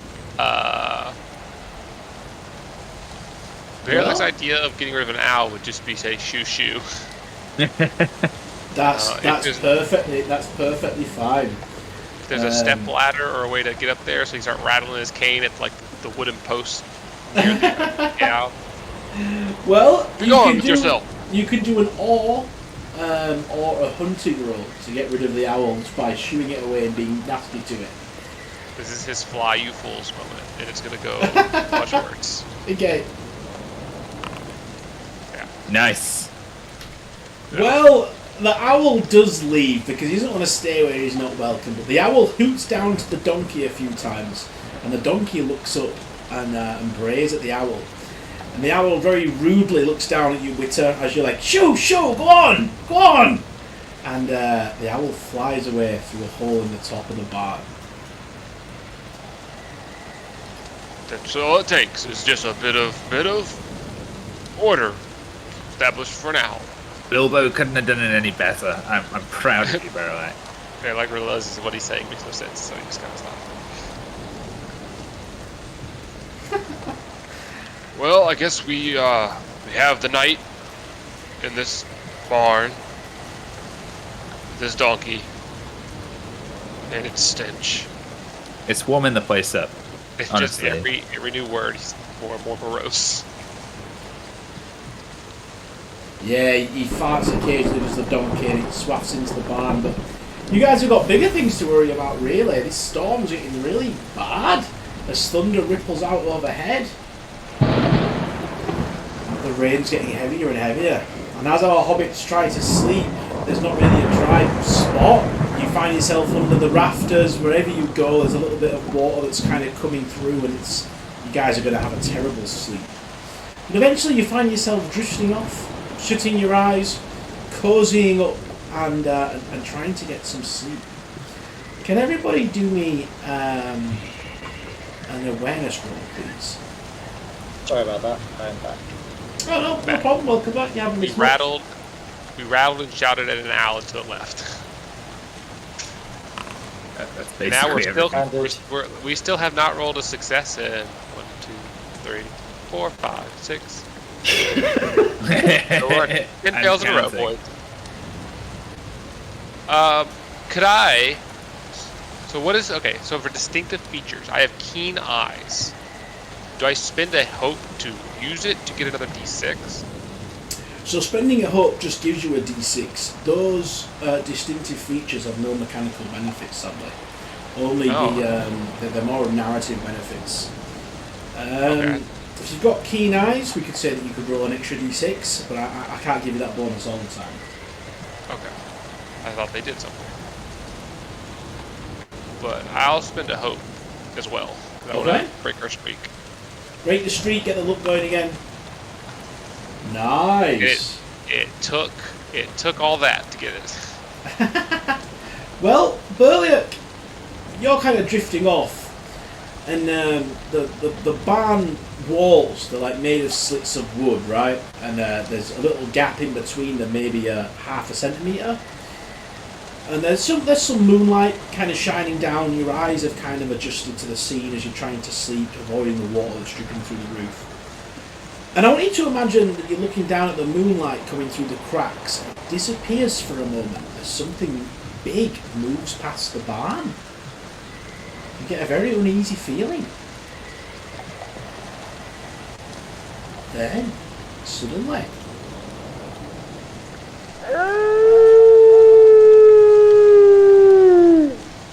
a wolf howls. Wolves in the Shire? That's not right. What's running through your mind right now, Burliak? You worried? He goes white. Yeah, he goes stark white with fright. This is not supposed to be happening. Okay, would you wake your companions?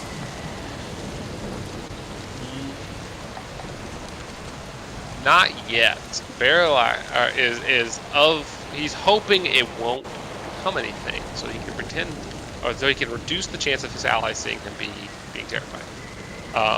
There is a bar. Is there how many doors are there to this bar? One big door at the front, I'm gonna say. Is it open, closed? It's closed, but it's not locked. Okay. Barrelak is going to try and quietly creep over there and try and find some way to barricade it. Okay. Well, you can put the latch down by kind of like... the latch is on the outside, of course, with barns, so you have to put your hand through and then kind of push it up, and then pull the door back and it should slam down.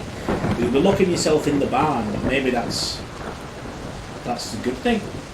That's alright, there's holes in the ceiling and stuff. If we need to get out of this barn, we'll be fine. Yeah, I think Barrelak will go for it. I think he'll make...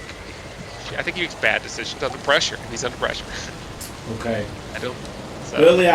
Through the crack of the door then, as you go to shut it, your heart almost stops. Staring back at you is a gigantic wolf. A warg with glowing red eyes. He seems to be panting, hot steam coming out of his mouth. I guess you just shut the barn door very quickly as it locks into place.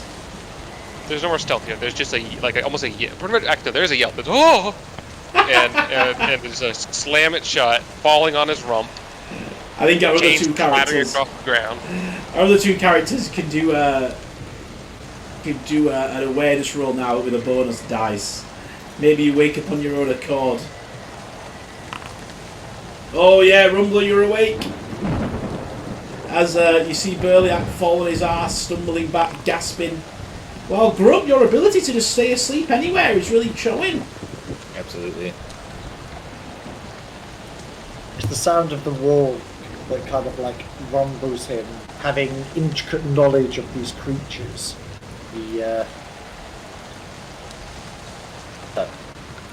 What? Here?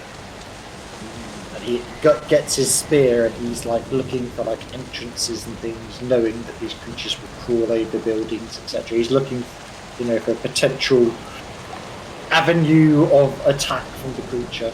That's awesome. Okay, do me a scan roll then, looking for avenues of attack. Meanwhile, the He's creature gonna go outside... round, nothing for it. Owls again. Rumbler, you're looking around, you can't quite see anything, and then something smashes into the barn door. Boof! Boof!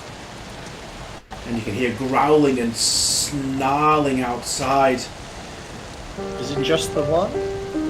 You have to do me a scan roll as you're looking through the cracks. I'm just okay.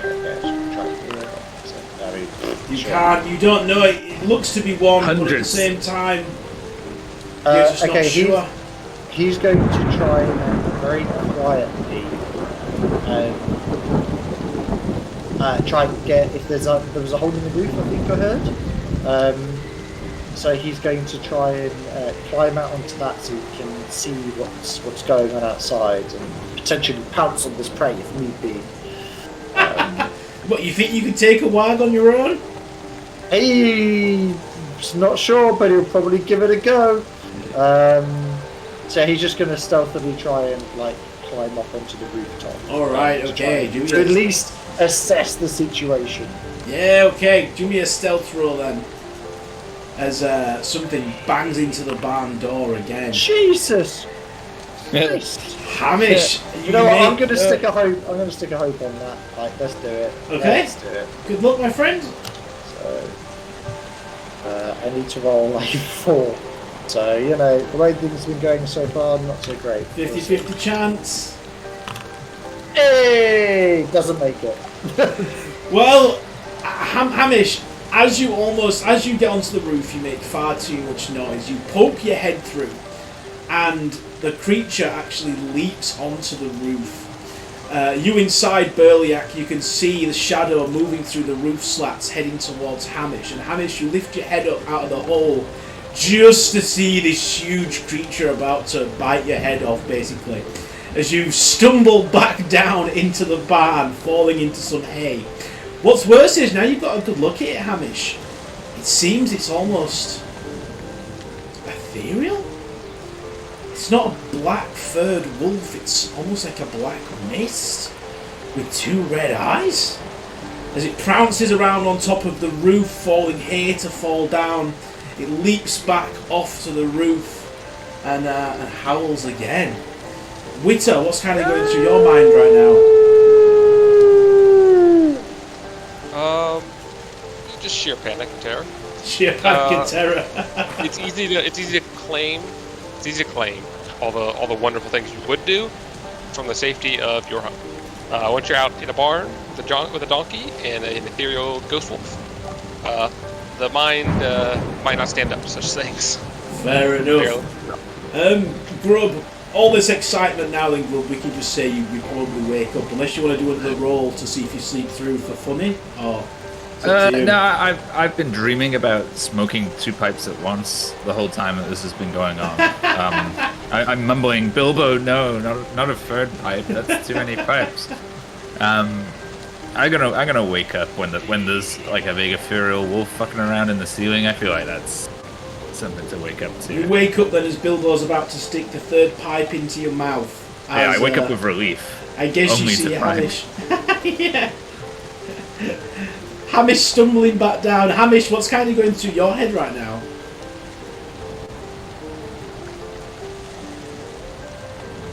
Oh, Hamish, you there? Sorry, have my mic muted. Yeah, well, yes, that is a warg.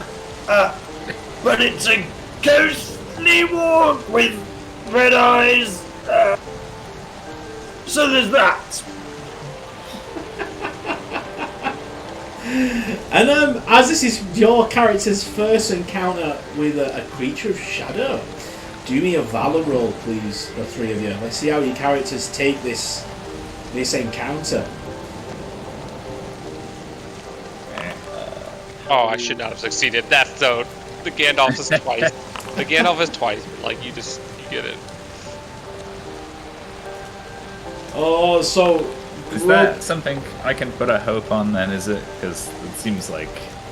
no, so you're not a hope. If you next to hope, you see where it says shadow. Ah. In the temporary box, just put a 1. Okay. As you gain a shadow point. Well, the wolf stops banging at the door and it stops howling. Goodness knows what it's doing now. Prepared to jump through one of the walls? Who knows? It's probably still out there. What do the 3 of you do?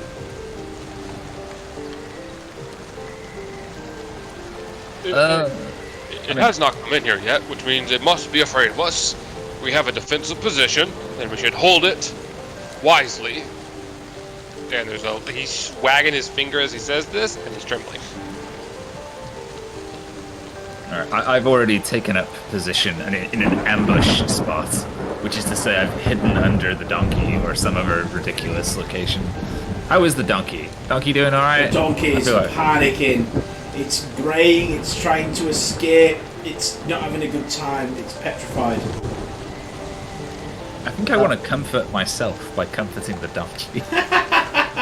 That's awesome. I guess you can do me a roll. I'm not sure what roll that would be. Probably a hearten. Unfortunately, I think it's an enhearten, which I'm shit at. But, desperate times, desperate measures. I'm going to go and stroke the donkey. Alright. Fucking... Never mind. No, you watch Grub cuddle up to the donkey, and the donkey does not look impressed, looking down at the small hobbit. Well, you hear the creature breathing just outside the barn door. Its hot breath almost coming through the cracks. And then it stops. Hamish is going to try and stab at it through like the gap in the bars or something. As this he has this sort of He wants to take charge of this. He wants vengeance on this creature. So he's going to he's going to try and stab at it through the little slit in the wood. All right, okay. Heading over then. I guess you can click on your. You have a spear, don't you? 'Cause it's your thing. So click on your It is spear. a boar tusk spear. Yeah, let's see what you do. Select one and only one token to attack. I'll just ignore that. Just do me a spear roll. That's what I. Yep. Yep. It doesn't seem to want to do it. Just like go to Oh, my I see what you're saying. I see what you're my saying. character and hit T, and it'll target them, and they can be it'll probably let you do it after that. What, do you have to have a target before you can do it?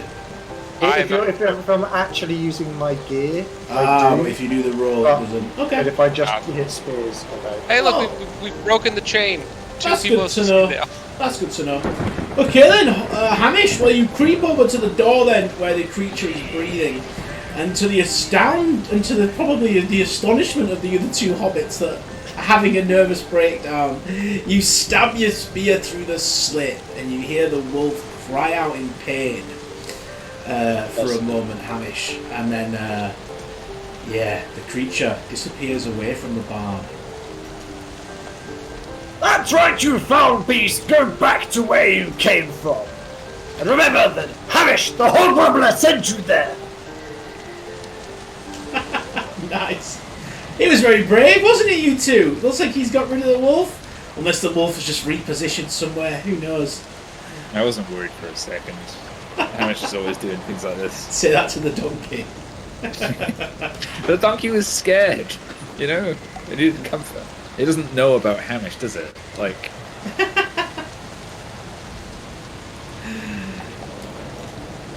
Awesome. Okay, well, there's a tense 10 minutes where you think the wolf is kind of still outside, but eventually, after looking all around, you're pretty content with the fact that he's not there. And would you guys even go back to sleep after that, or would you just be staying awake as nervous wrecks the whole time? I can go to Bearlac sleep will in not. an instant. Bearlac will not be able to go back to sleep. He'll act. He's going to act like everything's fine, and things went exactly as he planned with the tactical decisions he is making. But he's not going to get a single wink of sleep for the rest of the night, potentially days. Okay, awesome. Alright then, well if no one else has anything to add then, I guess our hobbits do or don't go back to sleep. And we find ourselves heading to the morning scene, I suppose. As the storm dies down, daylight creeps in through the bars, and you guys find yourself waking up and on the barn floor or among the hay.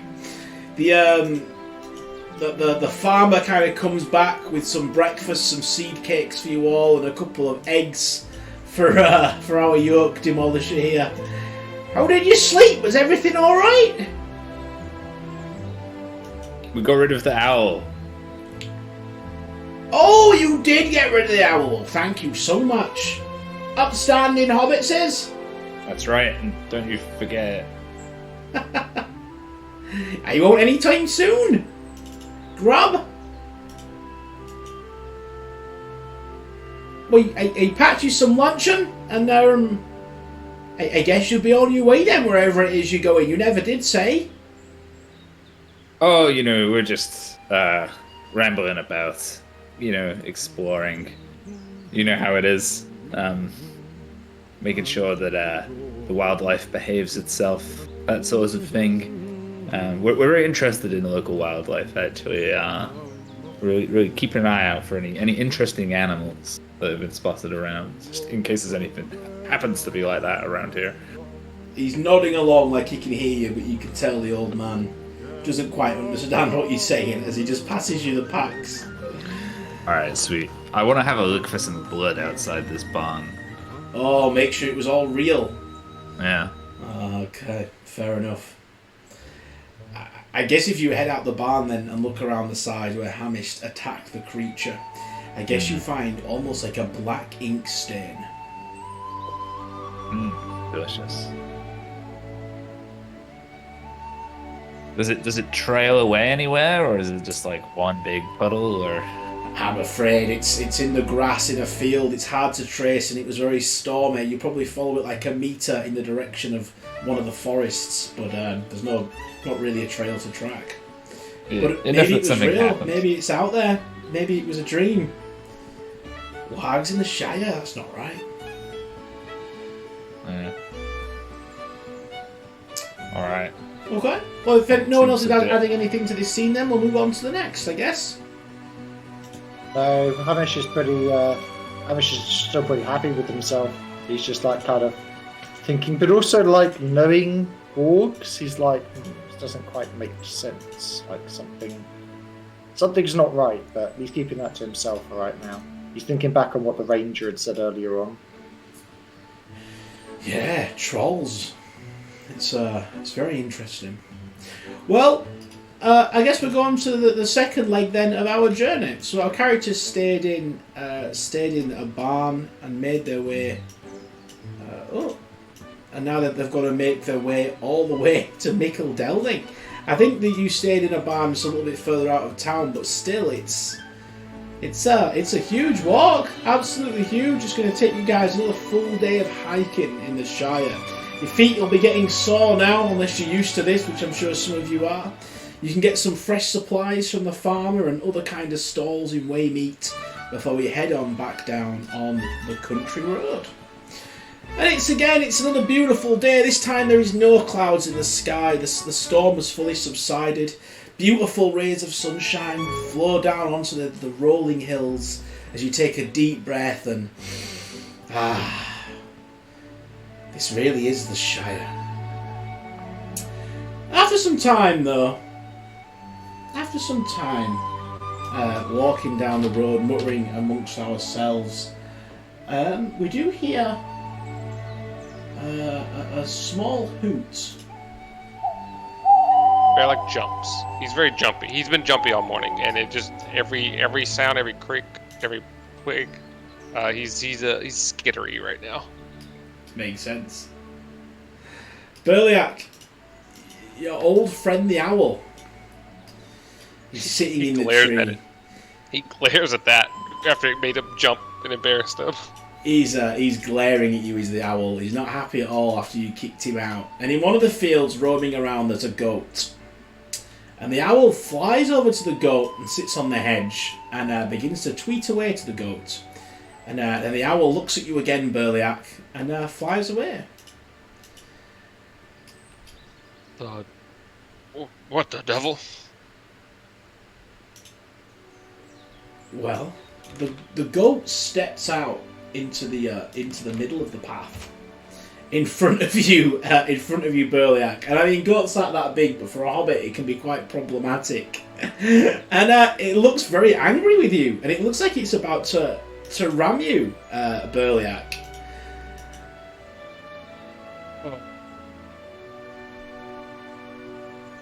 Big on, goat.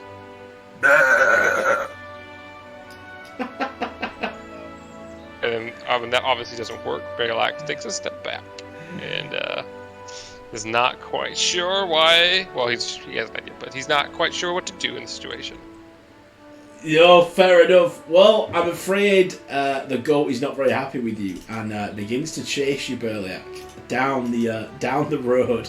You need to do an athletics test, please, to get away.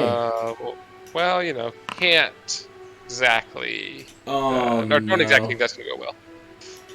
Fair enough. The goat catches up to you then and gives you a ram into the hedge as you lose five endurance points. And the goat then waddles back off into the field and begins to graze. As your two friends, I suppose, probably laugh at you. I'm not sure. How would you react? I mean, I'm hanging back at the moment. I just look to Hamish. Like, I expect Hamish to defeat all of our enemies at this point. Hamish is just kind of like still realistic. And then I got the spear and I just thrust it. You see the point just here, just connected right in. And he's just reliving his moment of glory again and again and again and again. he's not really paying too much attention as to what's happened in front of him. As far as he's concerned, he's just fallen over. It's like, whatever. Fair enough. That's awesome. Burliak, I guess you pull yourself out as the goat gives you evils with his square eyes. I guess our hobbits carry on down the road, I suppose. Mutters to himself about owls and goats and uncivilized creatures.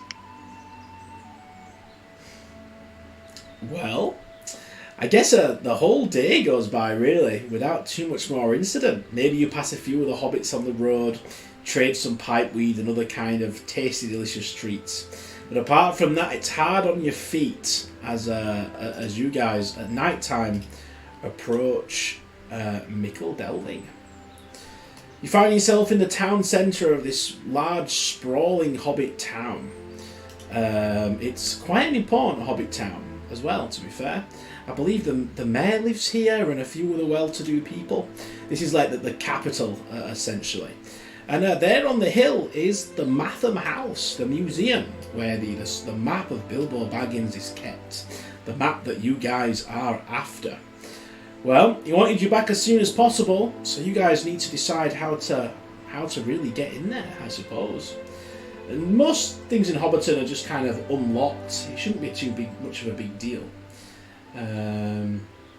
Candles flicker behind the windows of the people in the town as hobbit folks begin to settle in for the evening. And yeah, how would you three handle this situation? Are we gonna make a beeline straight for the place? I feel like we need an alibi and stuff for being in town, but I'm not sure. Well, I assume if this is the museum, he's come here before. Yeah, you seem like a regular. Given just his lore rating, it probably makes sense that he's traveled here before. Yeah, we can go with that. I don't know if that means they're gonna let him in, but he would say, we are. I've taken two protégés, trying to civilize you. You're both in need of a bit of education, and I've offered to bring you to one of the bastions of education in our shire. That seems somewhat reasonable to me. Incredible. Perfect. Everyone will know who I am, though. I mean, I'm Hamish the Hog Rambler. Like, no one's going to believe that for a moment. I mean, you don't have to successfully civilize him. In fact, if you were to unsuccessfully civilize him, I could go take care of business in there. You know, shouldn't be too much of a problem. Classic, just like in the tavern where we experienced so many wonderful successes yesterday. We can have a distraction. You know, we can take care of it. Should be fine. You're not instilling me with much confidence with your mention of yesterday's affairs. That's fine. You don't instill us with any confidence either, so we're well met. And he just kind of like starts strolling in more into the village. Okay. Well, I mean, it's late. It's a bit weird that hobbits are around after dark. Oh, you're right. It is late. I forgot you mentioned that. Yeah, Right. I mean, it's Alright, strange that's you the guys torchlight. are around. That's the torchlight. Well, yeah. Heading over to you guys then is what appears to be a bounder.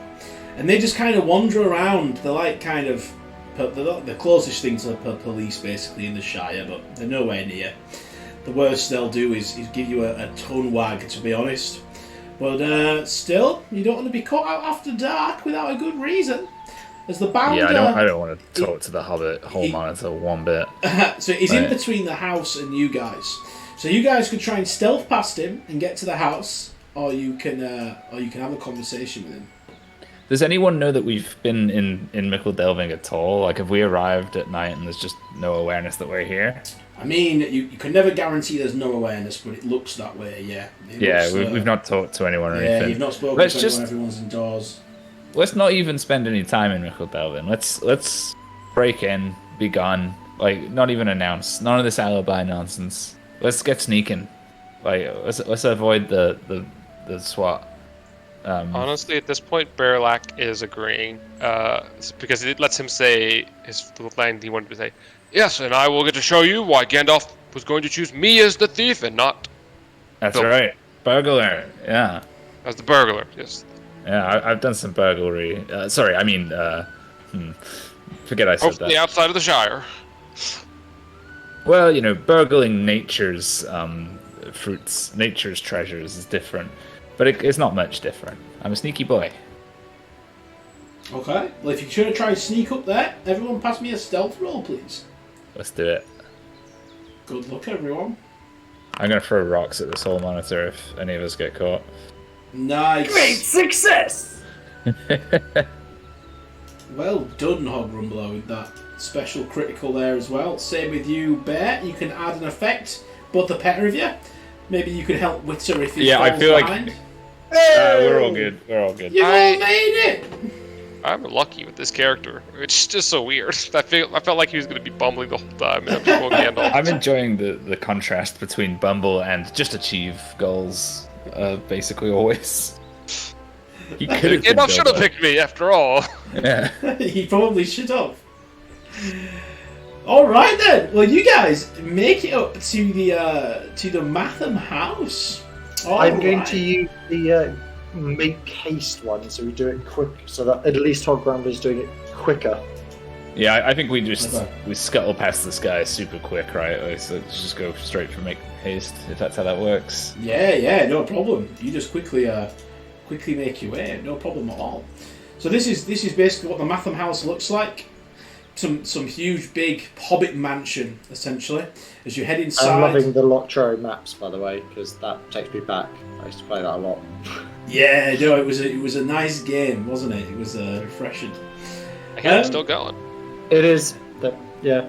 It is, yeah. We'll get to that afterwards, as I'm looking for people to play with.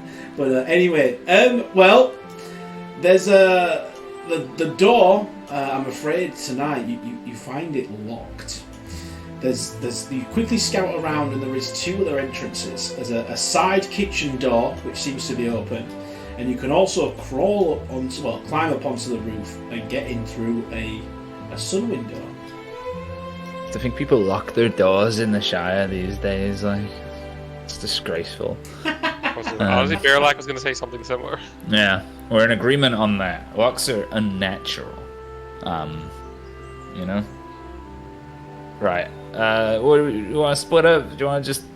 That's actually the worst possible approach, I suppose. Splitting up as three means one of us is by himself, so probably. We don't have a I'll great. stand guard. Don't you worry. Anything comes, I'll give them a good. And he kind of gestures with his spear. Yeah, if you could scream and run in the opposite direction, if anyone turns up, that would be great. Actually, just lead them away. You know. Nice. As long as I keep my good name intact, I am okay with whatever we choose. It just Well, means Hamish has no good name to keep intact in the first place, so it makes perfect sense. that, based on what little I know of him, that seems likely. Excellent. All right. Well, I mean, I don't mind doing a little sneaky sneak. I'm good at the sneaks. Okay, are you going to go through the kitchen door or up onto the roof? I mean, roof is the stylish option. I'm gonna roof it. I want to roof it. Like, You're gonna roof it. All right. I believe that is an athletics. mistakes were made. That's fine. Good luck. Yay! Oh my goodness! So you actually fall, causing the loss of 3 endurance points. Sweet. Sorry about that. Okay. So you watch 19. Grub get halfway up the wall and just kind of stumble down, unable to do anything about it. Unlucky. Bearlac just sees it's a roof, and he'd have to climb a roof, and is choosing. This is what I think the kitchen is the right place to go. All right. It's then. on the ground floor. Okay. So you head into the kitchen then, and this is kind of what you see here. Beautiful larder where they kind of keep what they need to. There's some steps that goes up into the museum. You can already up the steps hear a big dog snoring just breathing really loudly. The dog that you were warned about. Around the floor as well seems to be some mice that have helped themselves in. That are eating whatever's available. As you guys enter, the mice begin to squeak rather loudly and scuttle around, and you can tell the dog skips a few snorts. You'll have to get through here with a stealth roll to not make it worse for the mice and wake the dog up. Alright, Which are we all I going? probably have the best stealth roll. Yeah. I'm gonna use a hope point. I've got 3 and I'm favoured with it, and I'm the one stood outside. Yeah, I've got the same stealth. I've got 3 and Nice. favored as well. Yeah. I have 3, but I'm not favored. All stealthy boys, eh? Yeah. We know what we're doing. That's what us hobbits are for. That's how we broke our unlucky streak, right? Yep. Bam, bam, bam, bam. Oh, nice! So Good the chart- job! Okay, so you're stood outside then, Romola. Do me an awareness roll, please. Well, we can do the make haste with ours. We can make it half the time, make it quicker. Cool. You can also do go quietly, making no noise. Yeah. So you guys sneak in. So you do me that roll, but in the meantime, we'll go over to the next scene. Yes! As, Strong! Okay. That's even a Sauron, so I really don't notice anything. Fair enough, Grumbler. We'll come back to that scene in just a moment then, as the other two kind of sneak inside. So, to find Old Tuke's map, we need 3 successful scan rolls. But failing twice means that you make some noise and wake up the dog. So the pair of you do a scan roll, please. Oh, I'm not so good at scans and things like that. I'm gonna hope every time, so I'm using hope. Do we get anything from your whole route around in Bilbo's? I actually, I don't know if this is the right time to mention. I actually wanted to look at the distinctive feature stuff because I really thought it did something. What I found was that additionally, it says players can invoke a distinctive feature to improve their chances to succeed at a roll using a skill. When this happens, the player hero is considered inspired. Which means if you spend a hope point, it is increased by 1. So instead of 1d, it'd be 2d. I think an inspire, doesn't that give you a temporary hope? And it's also kind of up to the GM's discretion when you use those features as well. But yeah, we'll go with that. I'm totally fine with it. I always like to just tend to run the games at first a little rules light and then introduce the rules as we go on, especially because people haven't started before. But by all means, go ahead. I love that idea. So you want to use your keen eyes, you can get another hope dice, and then you want to look around this museum looking for stuff. Go ahead. So both of you do a scan roll. Let's see what you can come up with while Hog Rambler's outside rambling to himself. Okay. Grub, not doing too hot so far. I'm not going to find a thing in here. Burliak, well done. So that counts as 1 success. Both of you do me another roll. We need 3 successes in total.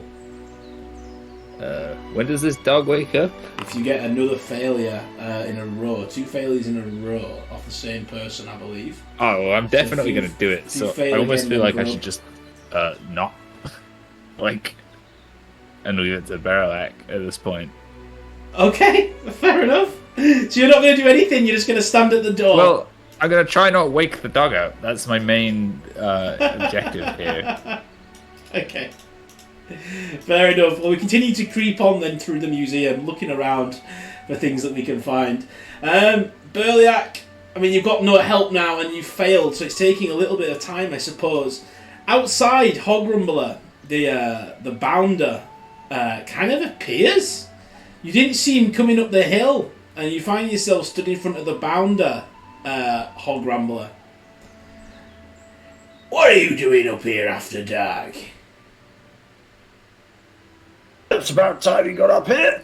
I've been stood here for hours. Not noticed me one bit. What do you mean? Exactly. That's the problem. There's been a string of break-ins around here, and I can see why now. What? I beg your pardon? Well, you shan't get it. You may beg for it, but you shan't get it. Alright, well, he continues to ask you what's going on, and I guess you have to do some kind of roll to get rid of him. I don't know if it would be awe and try and intimidate him away. I don't know if you'd try and persuade him or riddle him. Let's go with awe. Let's just try and be amazing. I'll put a hope point into it. Okay. Oh, well, an extraordinary Bam. success! I'll Three take that. Three sixes. 3 successes! This is how you talk to the hall monitors. Like, Yeah. That's so I'm incredible. going to widen influence and twice, and then also gain insight. I think. That's awesome. Let me write those in my GM notes. Good job. Let me just check what gain insight does real quick.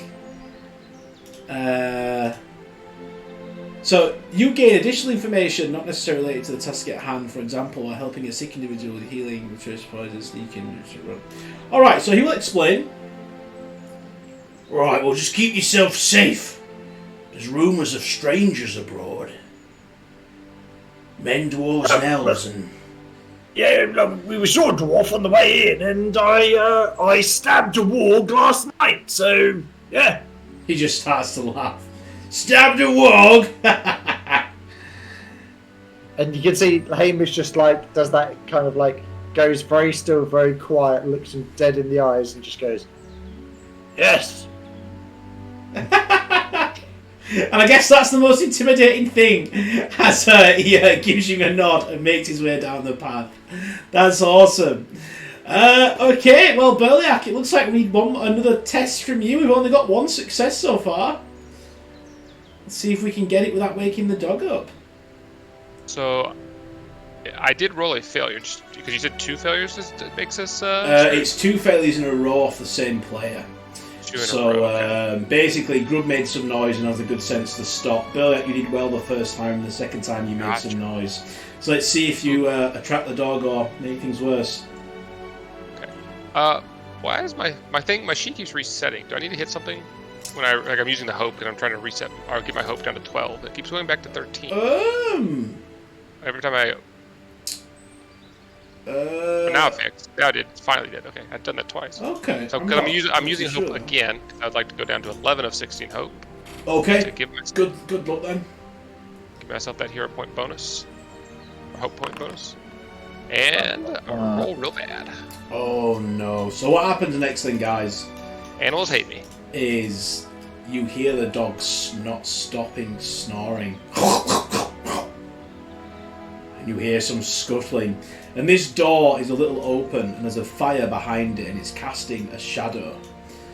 And as the beast starts making its way up the corridor, the huge shadow that's just getting bigger and bigger and bigger, as you wonder what on earth kind of dog they've got that's about to unleash fury on you.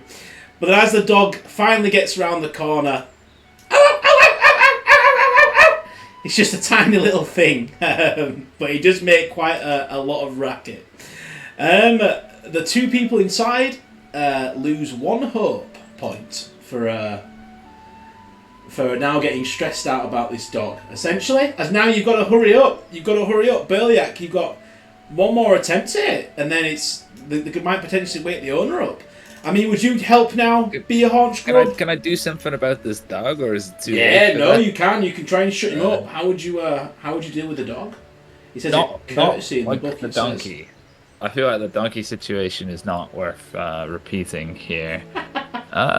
What can I use to calm a dog down? It says I don't know. in the start set, it says a courtesy roll, but I'll let you do something else if you feel I'll appropriate. courtesy the dog if it'll go.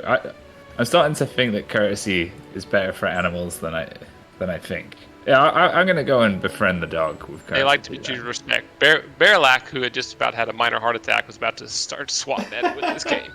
Yeah. No, I'll take care of the dog. See, easy peasy. I have a way with creatures of the wild. You see. Oh no! Do me an awareness roll, Rumbler. You're outside. You've got rid of the bounder. Berliak, do me another scan roll. sorry. You want me to do a scan roll? Oh, first? sorry. Can you do a? Yeah, you could.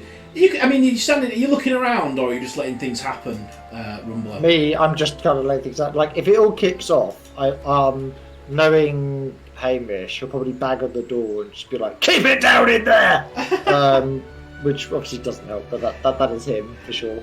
I believe scan is if your character's actively looking, and awareness is just like your passive awareness, like in D&D, basically.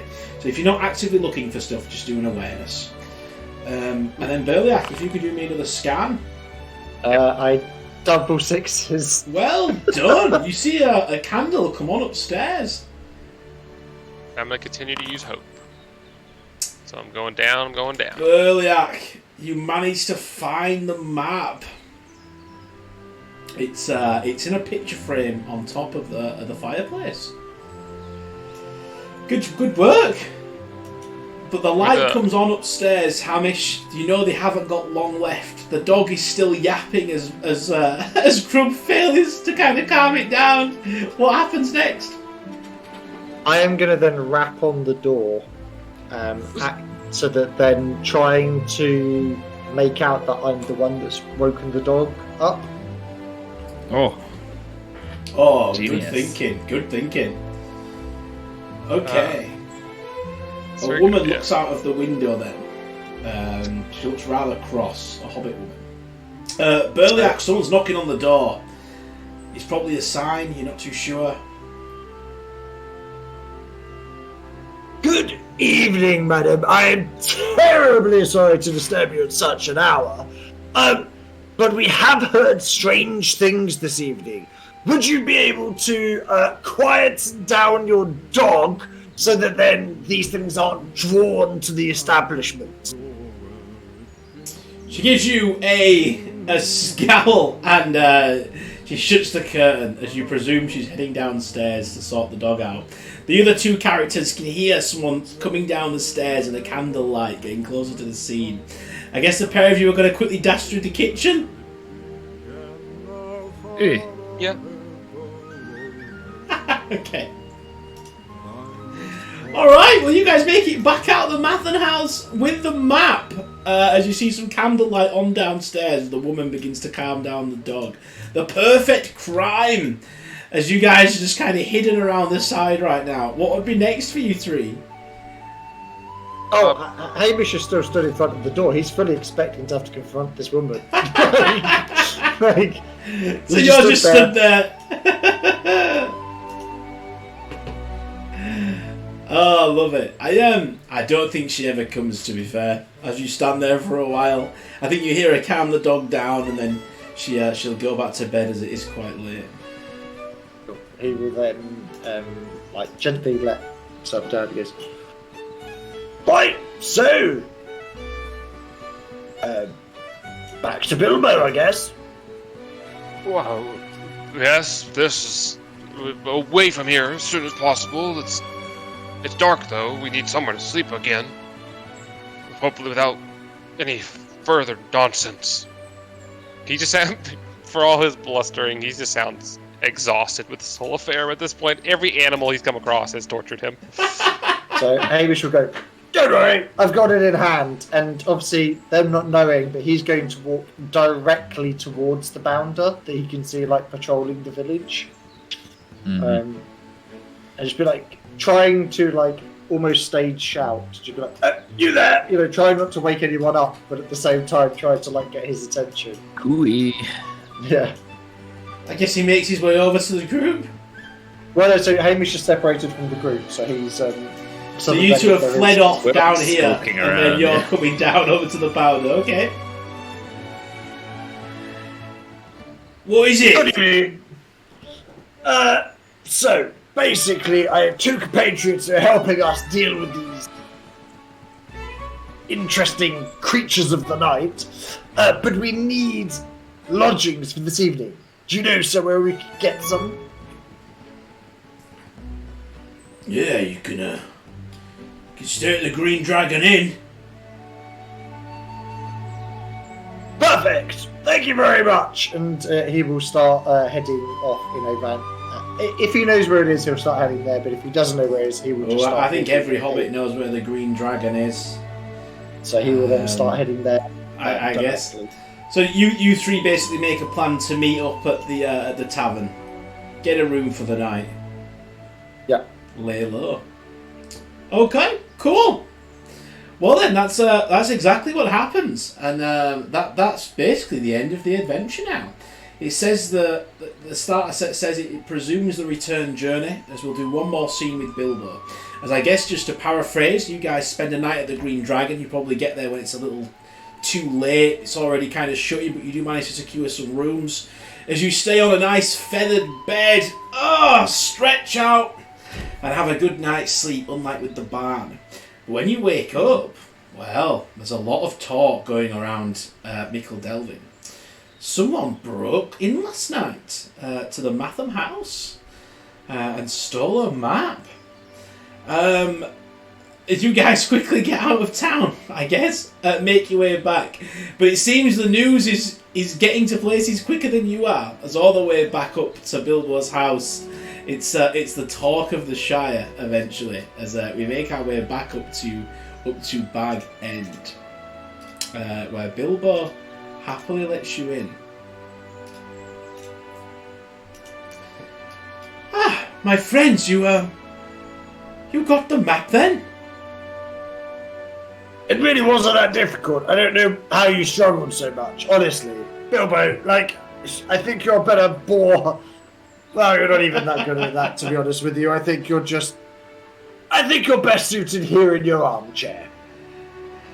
I told you, the dog always sniffs me out every time I go round. Well, here you are. We stole it just like you said we should. You mean borrowed it back for me? You're an accessory to our crimes, Bilbo. If we go down, you go down. He gives you a cheeky smile and takes you into the kitchen where he has a wonderful feast set up for our heroes. But I guess if you can just do me a scan roll as well, if that's okay, everyone. Probably more awareness, actually. Sorry.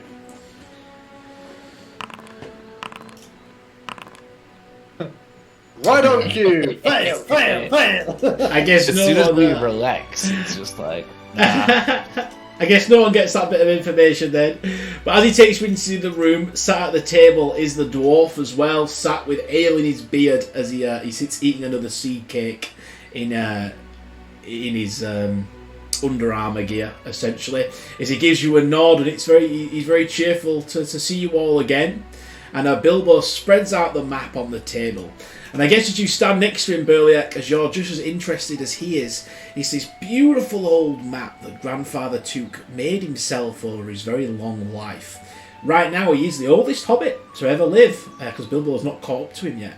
And on this map, it's a map of the Shire, but nestled in the hills and the forests, and also just a little bit out of the Shire, because hobbits were spread a little further as well before some incidents that happened in the past. You can see there's other hobbit places of interest and other hiding holes and places of adventure spread around. As you and Bilbo look over it, and you can already see Bilbo is planning the next grand adventure. So he lets you stay in Bag End for the night and then sends you home with one last passage saying, "Well, I won't forget what you did for me here today. I'm going to go over this map and see if there's another adventure we can all go on together. I might even come along this time myself, me and Caslin. But we'll see. Go back to your hobbit holes for now, and I'll be in touch. Thanks again." And he goes into his study and sits quietly with the map. You guys can stay in Bag End pretty much as long as you like, but while you do, you will not see Bilbo again as he sits in the room quietly on his own. And that's where goes, well, don't know what you've been up to, but I bested a warg. the dwarf laughs. Bested a warg? Ha! I've never even seen a warg. Tell me, is the wargs in these parts? I thought the Shire there wasn't any. Not meant to be, but apparently some strange folk were even talking about them being trolls. But I think that's a bit too far.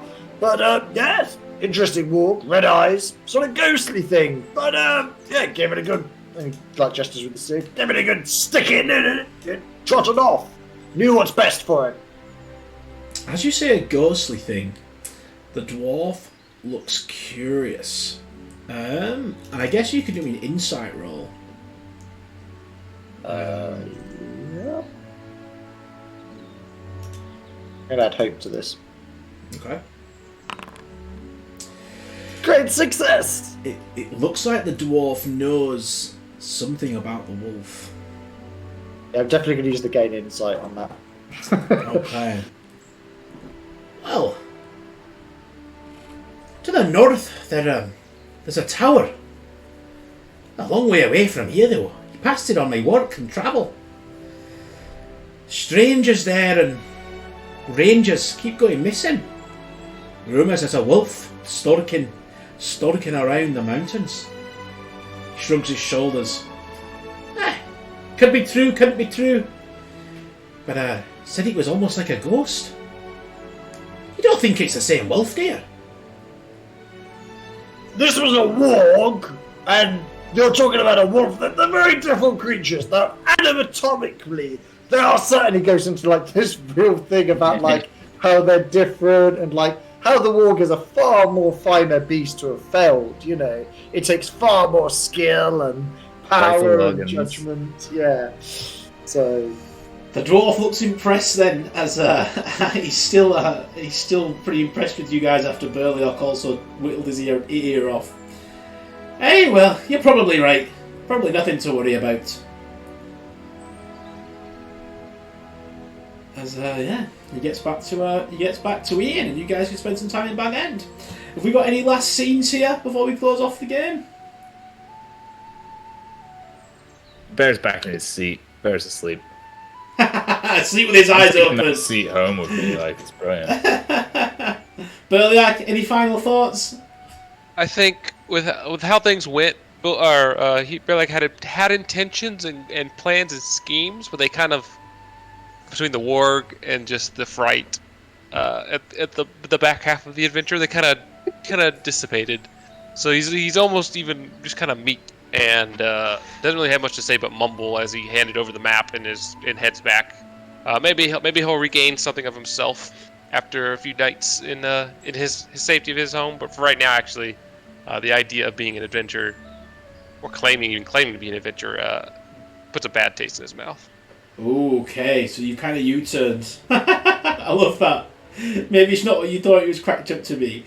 And Hamish, I bet you're excited. Talks of trolls and wags in the Shire. Looks like you'll be back in your glory days in no time. 100% Hamish is like challenging the dwarf to a board jousting session at some point. Like he now thinks he can best him. Like he's going to try that. You know what? I will add that to the starter set. We will say that is arranged between you and the dwarf, and we'll tack it onto one of the games potentially coming up soon. I love that. The dwarf agrees. Although he's got to find a board big enough. Alright guys, well we'll end it there. That was part one of the starter set. So as you can see, it was a little bit tame, just kind of setting the scene out.